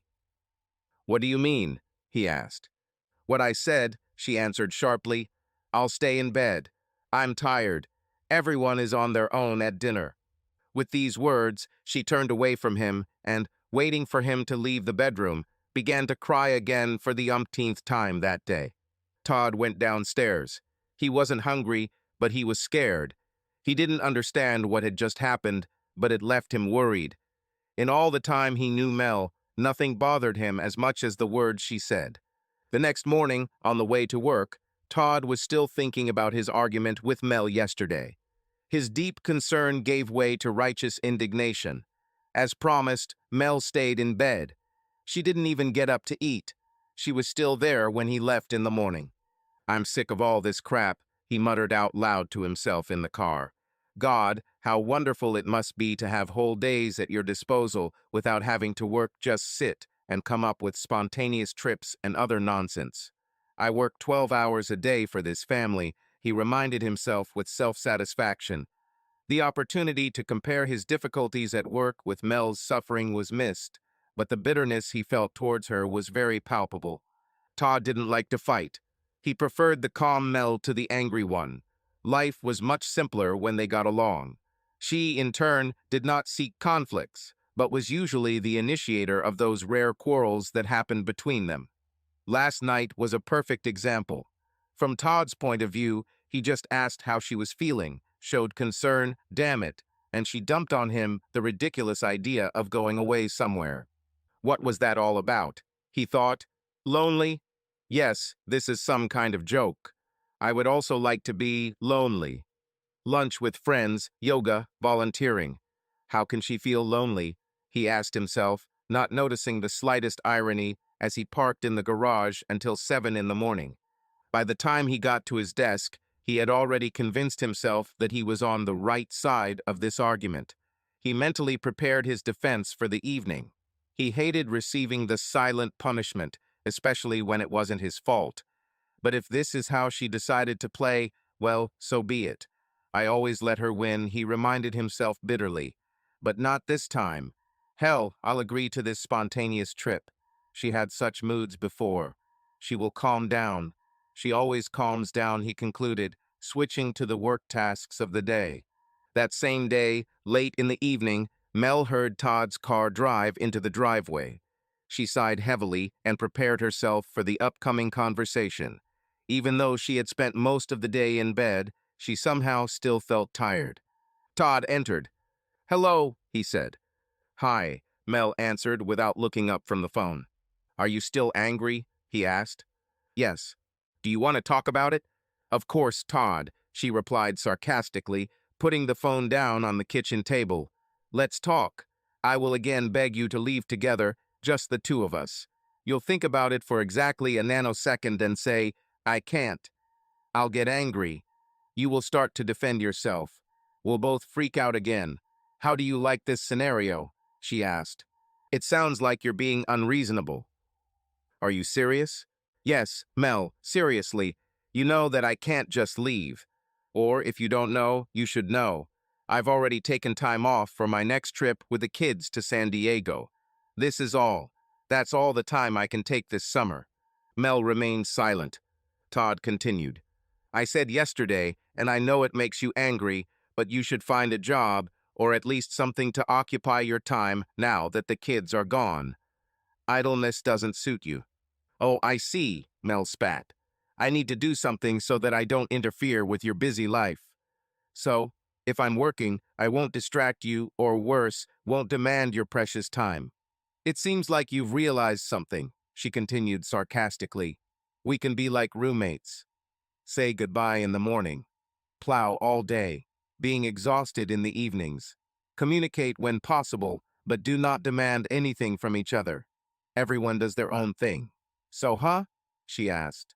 Mel was deliberately pressing on his sore spots, and she knew it. She could see Todd getting angry. Listen, Mel, Todd said irritably. Find a job. Don't find a job. Get a hobby. Don't start. Sleep all day. Miss you. I don't care. He blurted out honestly, a little louder than he should have. I don't have to make you happy. You are responsible for your own happiness. I can't work all day and then come home and entertain you. If sitting at home no longer brings you satisfaction, find something that will. Or someone, Mel thought, and she instantly and with disgust realized this thought. She was dumbfounded. Todd, unknowingly, had just voiced the very excuse she used to sleep with Juan. But instead of giving her an excuse, it only increased her sadness and sense of doom. She collected her thoughts before answering. You're right, she said calmly. Sorry, I shouldn't have embarrassed you by asking for a trip. You work a lot, and although I really want to spend time with just you, it can wait. San Diego will be great next month with kids. How about dinner? Will leftovers work? Few Todd thought. He knew she was still angry, but if she wanted to pretend to let it go, that was fine with him. He achieved his goal. The argument allowed him to make some strong arguments, and he was able to put an end to the idea of the trip. I think I got through to her, he thought, reflecting on the argument. Todd had no idea how right he was. His last comment about her having to find her own happiness and fulfillment really hit home. Unfortunately, as is often the case in marriages, it didn't work out the way he intended. Certainly. Leftovers will do, he replied, glad to change the subject to something safer. In the next 2 weeks, everything returned to normal. Mel didn't mention the trip again. Todd didn't talk about her work, and Juan didn't call. On the one hand, Mel was light that Juan didn't call. This saved her from having to figure out what happened between them and bring it to an end. On the other hand, it seemed offensive to her and gave rise to strange doubts in herself. Did I do something wrong? Was the sex bad? Did he not like it? Did he find someone else? Or worse, did he find me too old and unattractive? She asked questions. No matter how absurd and useless these thoughts were, they did not leave her head. She couldn't forget that morning with Juan. Over the past 2 weeks, she had felt bored and isolated, two conditions that she intuitively knew were dangerous for her. If Mel were an addiction counselor, she would know how right. She was left alone with her thoughts, and these thoughts were far from healthy. And like an addict, the more time passed after her betrayal without any negative consequences, the easier it became for her to find excuses for herself. Immediately after the betrayal, she was overcome with intense grief and regret so much so that she could barely function. 2 weeks later, everything was different. First of all, she is still mad at Todd. His refusal to even consider sacrificing his time for her continued to hurt her. And although somewhere deep inside she knew that his lack of priority in the relationship can't be an excuse for cheating, it still served as a valid reason for her, albeit a wrong one. Secondly, her fear of being exposed has subsided. Todd didn't look suspicious. The neighbors didn't say anything. It seemed that she remained uncaught. Twice in 26 years of marriage, she stumbled, and twice she managed to escape the consequences. This thought did not bring her joy, but it gave her at least some peace of mind. Mel was also of work that Todd had no interest in sex. They hadn't done anything intimate since that evening before their meeting with Juan. After so many years of marriage, it wasn't that unusual don't have sex for 2 weeks, and she herself wasn't going to take the first step. However, she often thought that there would inevitably come a time when this would happen. It was at such moments that the pain of her betrayal was most acute. When they finally find themselves in the same bed, Todd won't even know that he's not the last man to kiss her. He won't know about it, but she will. How she will cope with her nerves, shame, guilt, and, even worse, the inevitable comparisons, remains a mystery to her. But for now, she preferred to delay this moment for as long as possible. One more thing what Mel knew for sure was that what she did was unforgivable. Todd will leave immediately as soon as he finds out. But despite her guilt and regret, she knew how to rationalize what happened. Yes, the risk was huge, but also the thrill was no less intense. Memories of sex with Juan remained so bright that she couldn't forget. Every day she gets bigger and bigger and comes back with thoughts by that morning. Her initial storm of emotions caused by what she had done gradually fell silent, giving way seductive and alluring memories. She was thinking about his confidence, Vol the intensity of his gaze, for the color of his eyes, FR in his voice, FR in his hands, FR his lips, and about how he smelled this aroma still drove her crazy. She remembered stubble on his face and the feelings it gave her. She was lost in memories of kisses, those sweet, delicious, and forbidden kisses with a new man. She was thinking about how big he was and how he made her feel like a small and fragile woman. She remembered him touch. But the most alarming, and at the same time, the most exciting, was a memory of the sex itself. Mel understood that she was not an equal partner in this act. She was his toy, and he used it for his satisfaction. The irony was that she received sexual experience throughout her life and was elevated to new heights of pleasure, and for Juan it was just another fun. This thought reminded Mel of the rude expression the guys used, "I need to relieve tension." She always hated this phrase because it devalued intimacy itself. But the truth was that men seemed to really need it. To be fair, that's exactly what Juan did. He came to her house and used her to satisfy your desire. The problem was that this output didn't push her away. He's just excited her even more when she presented this morning again. Even though her body reacted just as strongly as before, she realized what her feelings were wrong. She knew what I should do, to experience shame, remorse, and regret. She should have rededicated myself to Todd and to your marriage. She should have opened up to Todd, talked about how to spice up their intimate life, rather than fantasizing about in the image of another man about his kisses, touches, smell, sensual sensations, and those indecent and forbidden acts that she once considered impossible for herself. But she couldn't stay. So why didn't this happen? Why didn't she feel the emotions that society demanded of her? Was she a terrible person? Defective goods? Did crossing the line between harmless fantasy and actual adultery change who she was, or just show who she had always been? The answers to these questions were complex. She loved Todd. She loved her children and everything they built together. And in her defense, she tried, but failed, to talk Todd into reestablishing their relationship as husband and wife. And yet, time spent with Juan had opened a door, albeit one that led to a dangerous passage. But damn, how tempting it was, she thought. Juan's first attention at the party was intoxicating. His invitation, although tactless, was somehow flattering. The wait was painful, all-consuming, but so exciting. His dominance was humiliating, but undeniably arousing. And the sex, oh, this sex, was simply stunning. What she experienced was so far from her usual sex life, she recalled wistfully.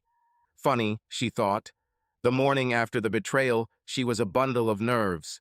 She was afraid Todd would find out. She was ashamed of what she had done. But now that Todd didn't suspect anything, her actions didn't seem so monstrous. In the end, her actions were almost inevitable and justified. She allowed herself. Her thoughts went back to all the excuses. It was so simple, she thought. It literally fell into my lap. Everything was ready. From the moment Juan whispered in my ear, it was all about sex. Juan didn't want to date me. He didn't want to ruin my marriage and be responsible for me. He just wanted sex. He wanted to secretly enjoy me, use me. He knows that I am happily married. He knows that I will keep this a secret for my own safety. He knows there will be no obligations. And now he knows how much I liked it. So why didn't he call? She thought suddenly. He probably smugly thinks that he can have me at any time, that I am now his to freely use and enjoy. Bastard, she thought. This needs to end, she decided for the 100th time. But as soon as she firmly established this thought in her mind, doubt crept into her. Would she give up everything if he called again? Certainly. What choice do I have? She thought. The affair was short and intense, but cannot last, she courageously declared out loud, trying to convince herself. At that moment, her phone vibrated. It was a call from Anne, Todd's assistant. "Hi, Anne," Mel replied. "What's happened?" "Oh, hi, Mel. I'm glad I found you. Todd mentioned the dinner after the retreat. I need to finally count the number of guests. It's this Saturday, before you leave on Monday. By the way, I envy you. San Diego sounds great." Damn, Mel thought. With all the stress at home because of Todd, she had completely forgotten about the away council. However, her supportive, always ready career wife immediately took control of the situation. "Oh my God, thank you for calling. Yes, he mentioned it, but I completely forgot until you called. Can you give me details?" "Certainly. After the meeting, spouses and partners are invited to dinner. Starts at 6:30. It will all take place at Straws, the same place where the charity evening was held a few weeks ago. They booked one of those dark, white tableclothed, wood-paneled private rooms in the back. The chairman of the board wants to shuffle the seating. I seated you next to Charlie Holder's wife, Rose, and the new board director, Juan Garcia. Todd suggested Mr. Garcia. He said you met him at a charity event and seemed to hit it off. I don't know if he'll be able to carry on a conversation, but he's certainly pleasing to the eye." Anne added in a conspiratorial tone, "Will this suit you?" No, that didn't suit her at all, Mel thought. She struggled to figure out how to refuse without it looking awkward. "Mel, are you there?" asked Anne. "Yes, I'm here," she answered. "I think everything will be fine," she said, unable to quickly come up with a reasonable excuse. "Great. Clothes are quite freestyle. Board members and executives will wear business casual attire, so wear whatever you like. You always look wonderful. And you are so sweet. Thanks for reminding me." Damn, Mel thought as she hung up. What the hell should I do? Was her first involuntary question. He was quickly followed by the second, what should I wear?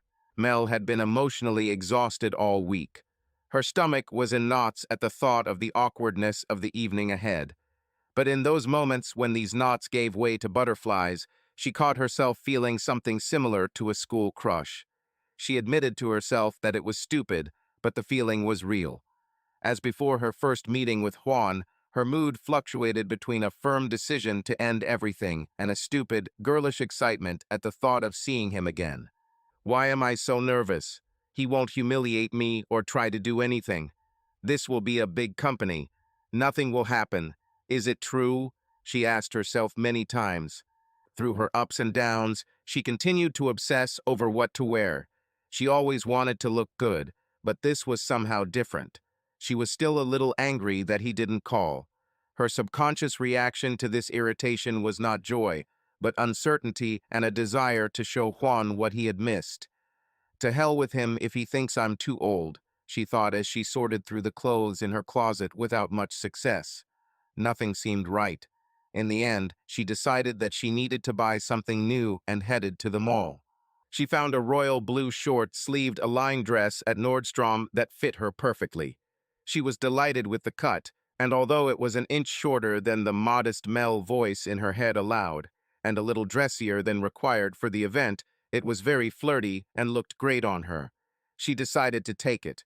At Macy's, she paired her dress with the perfect heels to match.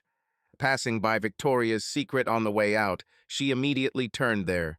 Mel loved lingerie. Ever since she was a teenager, she loved wearing lace lingerie.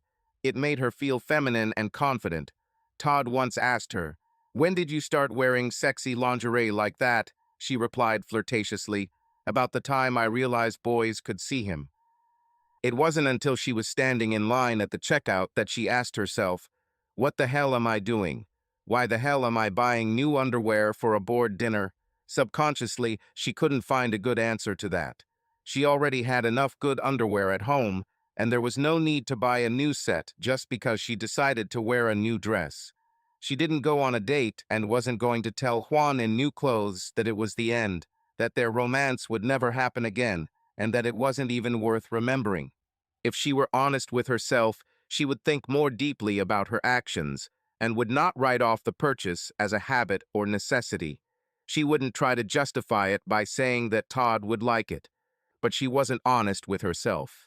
Not for a moment did she admit, even in her thoughts, that the only reason she stood in line at the Victoria's Secret checkout line with an expensive and very revealing set of bralettes and panties was precisely the same reason for which she once wore lace lingerie for the first time.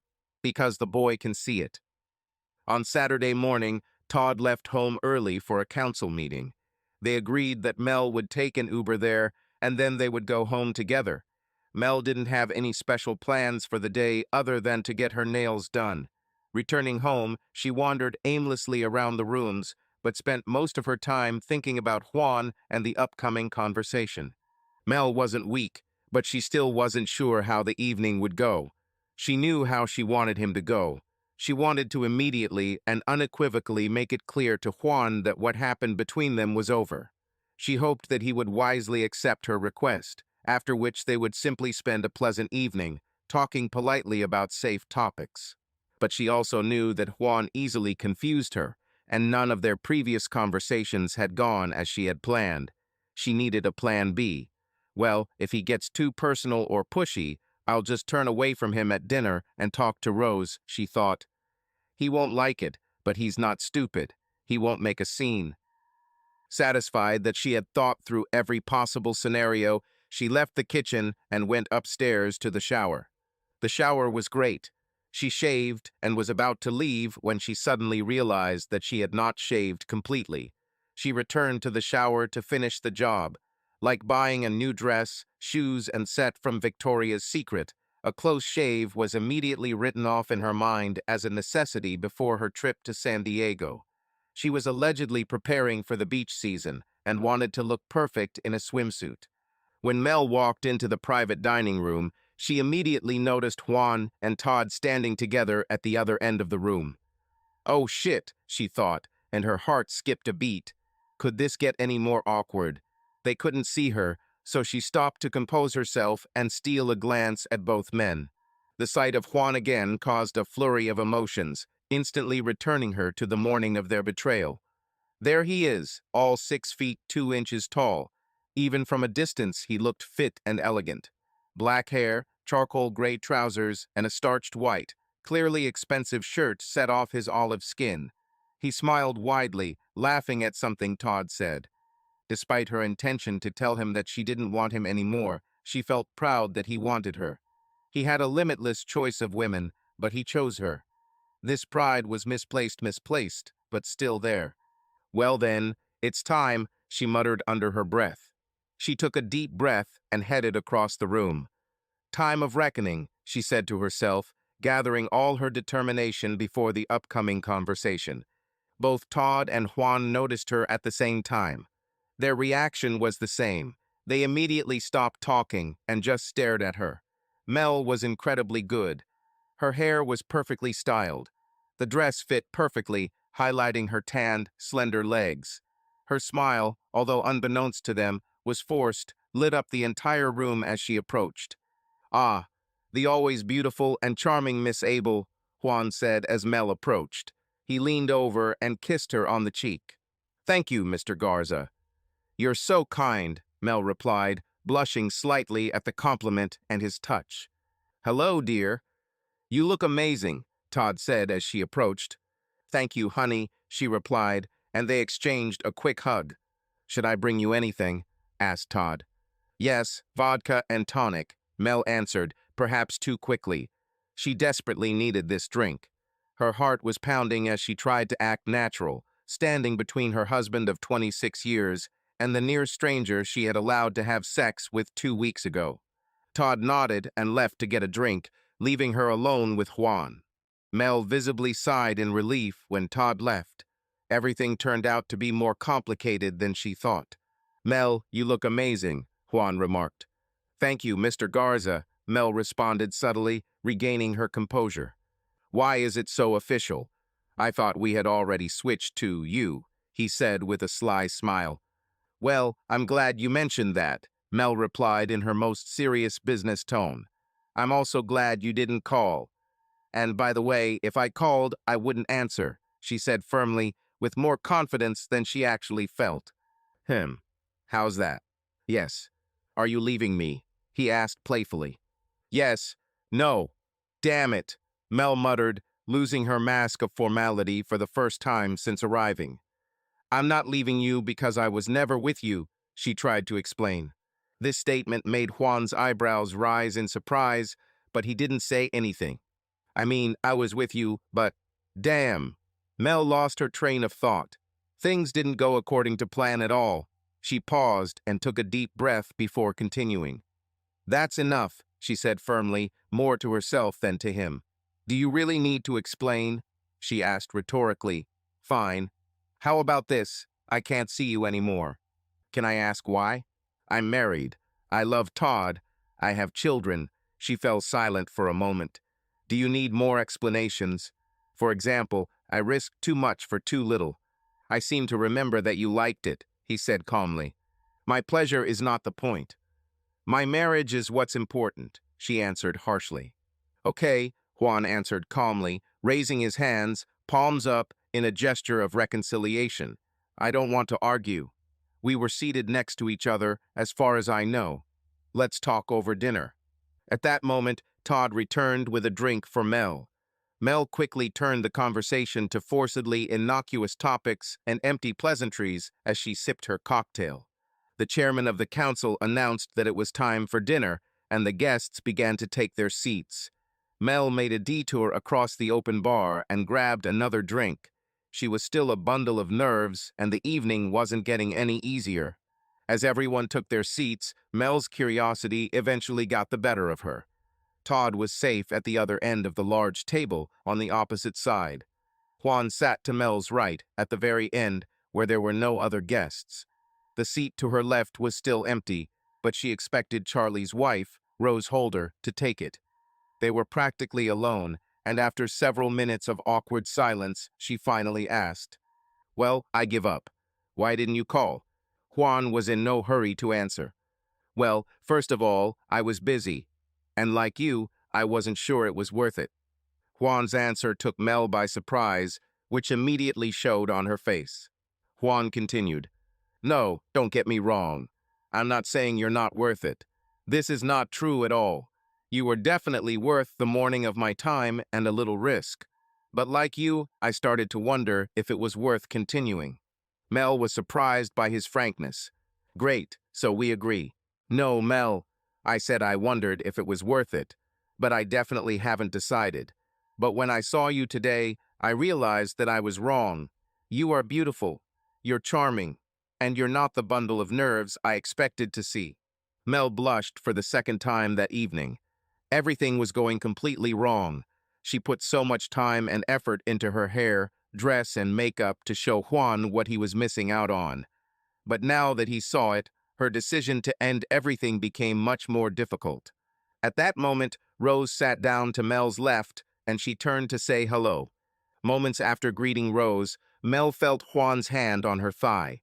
Fortunately, everything happened under a long white tablecloth and was hidden from prying eyes. His touch took her by surprise. She was sure there was some surprise on her face, but if there was, Rose didn't notice. Mel immediately, but quietly, removed his hand under the table, continuing to talk with Rose as if nothing had happened. What the hell, she thought. Is he serious? We're in a crowded room, and he's trying to touch me. A second later, his hand was back in the same place. As with Pete 20 years ago, his unequivocal gesture was somehow special. This wasn't some stranger in a bar behaving aggressively or a drunk neighbor who decided to grope. This was blatant sexual harassment from a man who had no intention of stopping. He was already doing more to her than just placing his hand on her thigh. So even though it was technically unwelcome, Mel didn't take it as an insult. His gesture was not careful. He did not pretend that he accidentally touched. No, he had already appropriated it once, and, in his opinion, did not violate any boundaries, did not ask for permission, but simply, roughly speaking, returned for more. "Take your hand off my leg," Mel hissed quietly through a smile, turning away from Rose. Juan ignored her and leaned over to greet Rose. When Rose learned that Juan worked in broadcasting, she immediately started a game of "Did you know?" And, as luck would have it, Juan knew some of her friends. They swapped stories and laughed across Mel's lap. For a moment, Mel was lost in herself. Rose's laughter pulled Mel out of her daydream. Rose, like Mel, blushed slightly, but for different reasons. Rose was older than Mel and clearly enjoyed the attention of the young and attractive Juan Garza. At some point, Mel realized the surreal nature of the situation. She sat in a crowded dining room, 15 feet from her husband, between the wife of a board member and a man who was not her husband. The situation was quickly spinning out of control, and her window of opportunity to stop everything was narrowing. She had to make a choice: turn around, resolutely push his hand away, and if that didn't work, get up and walk away, risking causing a scene, or leave his hand in place and surrender to what would inevitably happen next. Soon the couple sitting opposite Mel and Juan returned to the table and joined in the conversation and exchange of stories. The conversation was not quiet, it was animated, almost loud. Juan was at the very center of it all. Instead of being quieter and more careful, Juan was noisy. He peppered their end of the table with stories, making everyone laugh. Juan leaned towards Mel's ear. "Apologize and take off your panties," he demanded. Mel heard Juan, but did not respond immediately. She didn't trust her voice.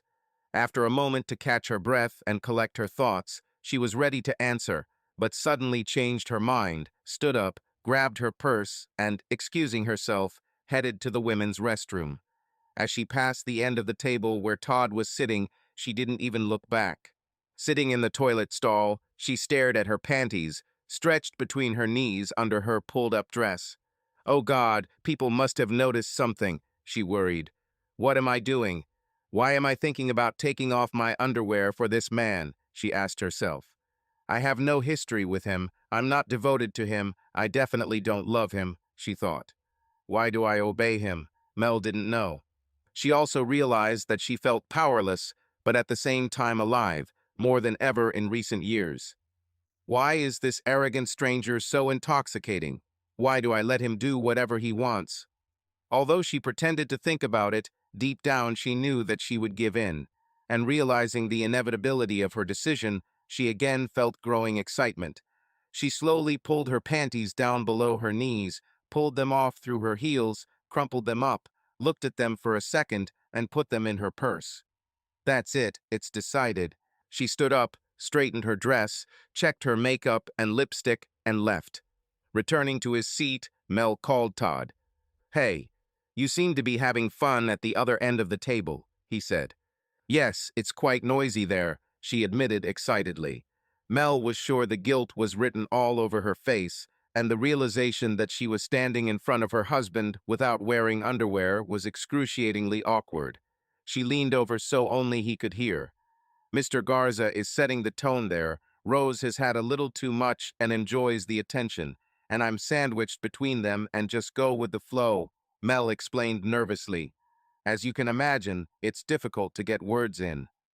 Todd smiled knowingly and nodded. Mel returned to her place. Juan stood up and helped her move her chair. Pulling her back to the table, he leaned over and whispered, "Give them to me." "I won't," Mel answered fearfully. Juan didn't answer. He sat down with his hands folded in front of him and continued his conversation with his tablemates.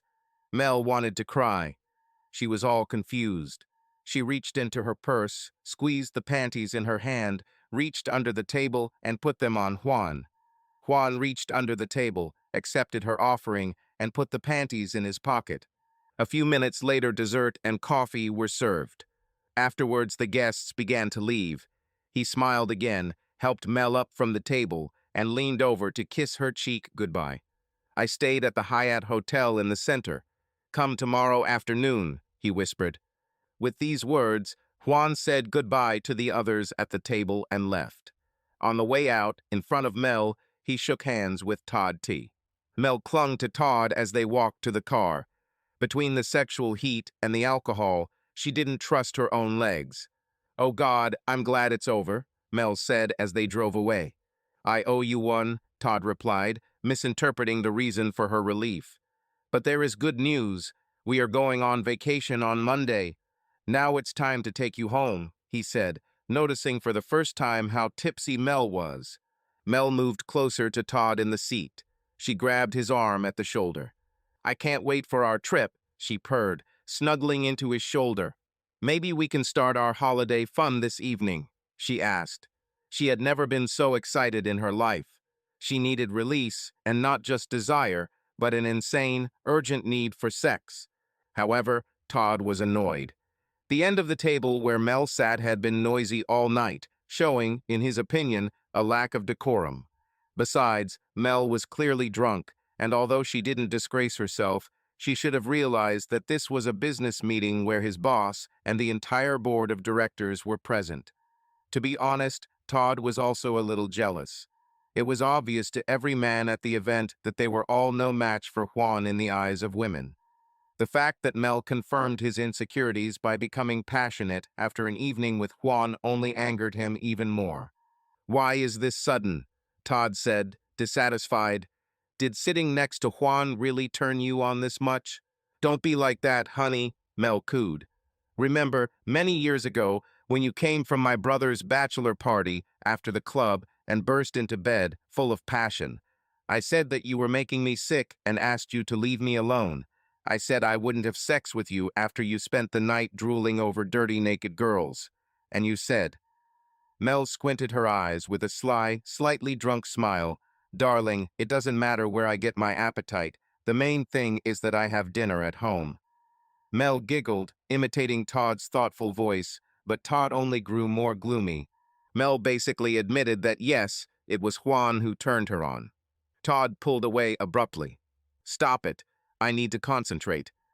"I drank too, and I don't want the police to stop us," he said dryly. "No, no, no, no," Mel screamed in her head. "Please don't ignore me tonight," she begged to herself. But she knew, just like in past fights, nothing could be said to change the situation. "I promise I'll make amends in San Diego." "Will you wait?" Todd said, not wanting to quarrel before the vacation. "Besides, I got up at 5:30 in the morning. It's late and I need to get some sleep. Tomorrow, even though it is Sunday, I need to go to the office to catch up on things before leaving on Monday.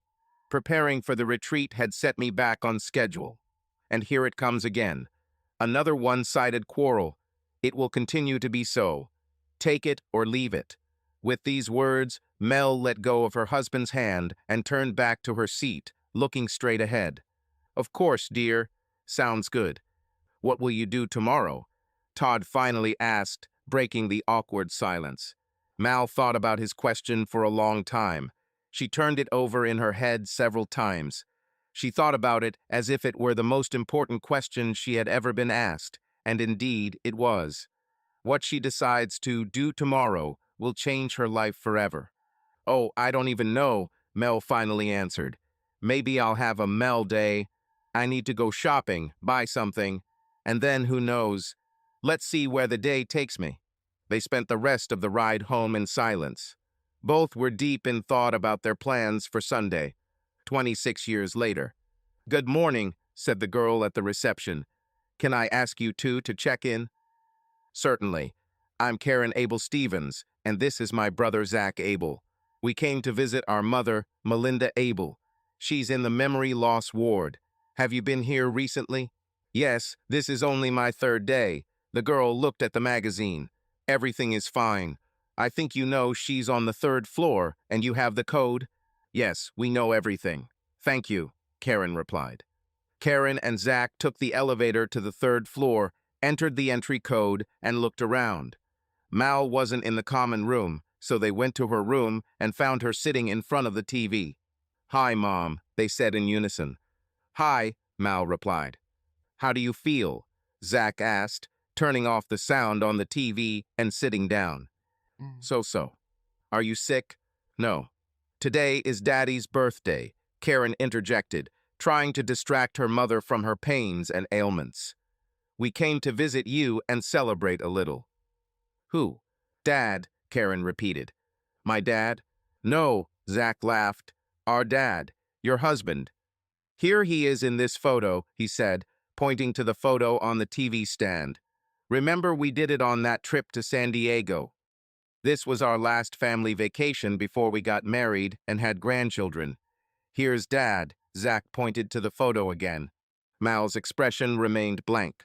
Zach, however, was determined to break through the fog of her mind. That man at the end is Dad, your husband. Do you remember? You were married for 42 years. He died 10 years ago. He was your husband. Zach looked at Karen and shrugged, as if to say, so much for our sweet attempt at celebrating Daddy's birthday. Which one? Mel suddenly asked. What did you say, Mom? Karen asked in surprise. Which one? Mal repeated. Karen's eyes lit up in slight surprise. It was an unexpected turn. How many husbands have you had? Did you have someone else besides your dad? Yes. Who were they? Karen continued curiously. I don't remember. Zach became wary. Well, we're having a conversation today, he told Karen. Mom, how many husbands have you had? 2. Do you remember their names? Zach continued. No. Is this man in the photo one of them?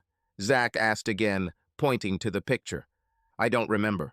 Mal's reluctance to get to know Todd threw Zach a little off balance. Damn it, Zach muttered. Let's change the subject. That was weird, Karen said as they left. She's further along in her illness than I thought. She didn't even recognize Dad. Yes. What was all this nonsense about 2 husbands? Zach was indignant. Did she meet someone when she lived with you after your dad died? As far as I know, no, Karen replied.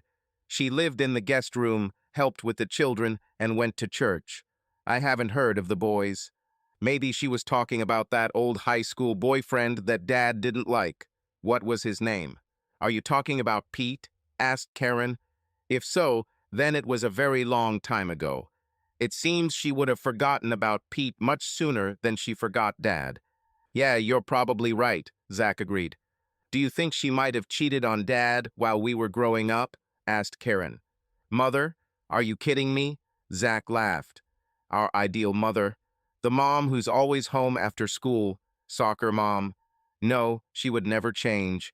She's just confused. She probably watched some movie with a love triangle and decided that it happened in her life. Yes, you're right, Karen agreed out loud, although in her heart she wasn't sure. The thought continued to bother her as they said goodbye and agreed to visit Mal again in a few days. After that dinner at the restaurant and a subsequent trip to San Diego, their marriage continued. But the cracks in the relationship did not disappear. Todd continued to focus on work, spending less and less time with Mal.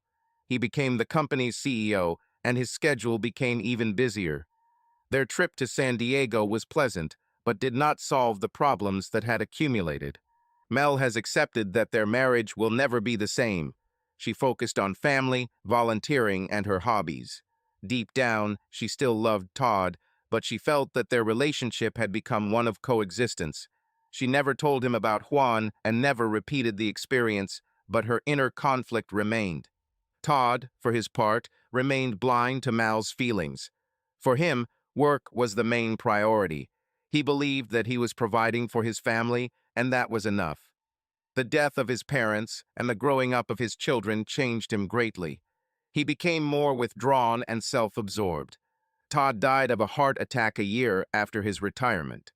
At that moment, Mel realized that she had lost not only her husband, but also the chance to build the relationship she wanted. Their last years together were calm but emotionally empty. Mel and Todd's children, Karen and Zach, grew up happy and successful. They knew their parents as loving, albeit busy. Karen started her family, and Zach focused on his career. They both remained close to their mother after their father's death. Todd's death left Mel devastated. She went to live with Karen, but remained withdrawn and depressed. Karen and Zach did everything they could to support their mother, but gradually her memory began to fail. Alzheimer's disease began to develop, erasing many events from her memory, including her marriage to Todd. Mel never told anyone about her affair with Juan. This remained her secret, but the illness made her more open and sincere in some moments. She increasingly confused memories of Todd with memories of Juan. Her children did not understand where this second husband came from, but they attributed it to illness. Mel's life turned out to be contradictory. Her love for Todd and devotion to her family coexisted with her hidden disappointment and memories of a brief affair that gave her rare moments of passion and self-worth. After 26 years, her mind has become a labyrinth of elusive memories in which truth is mixed with fantasy. Todd died unexpectedly at the age of 69 from a heart attack just a year after retiring. He achieved his goal of becoming CEO, but at the cost of endless hours of work and time spent away from his family. If asked if it was worth it, he would confidently answer yes. Mel was by his side in his last moments. Their plans for a future together never came to fruition. Her grief was unbearable. She never fully recovered. Subscribe to our channel so that your love doesn't cheat on you, and go ahead and listen to the next story, because this story is nothing compared to the next one. If you're under 18, don't even think, click to the next one.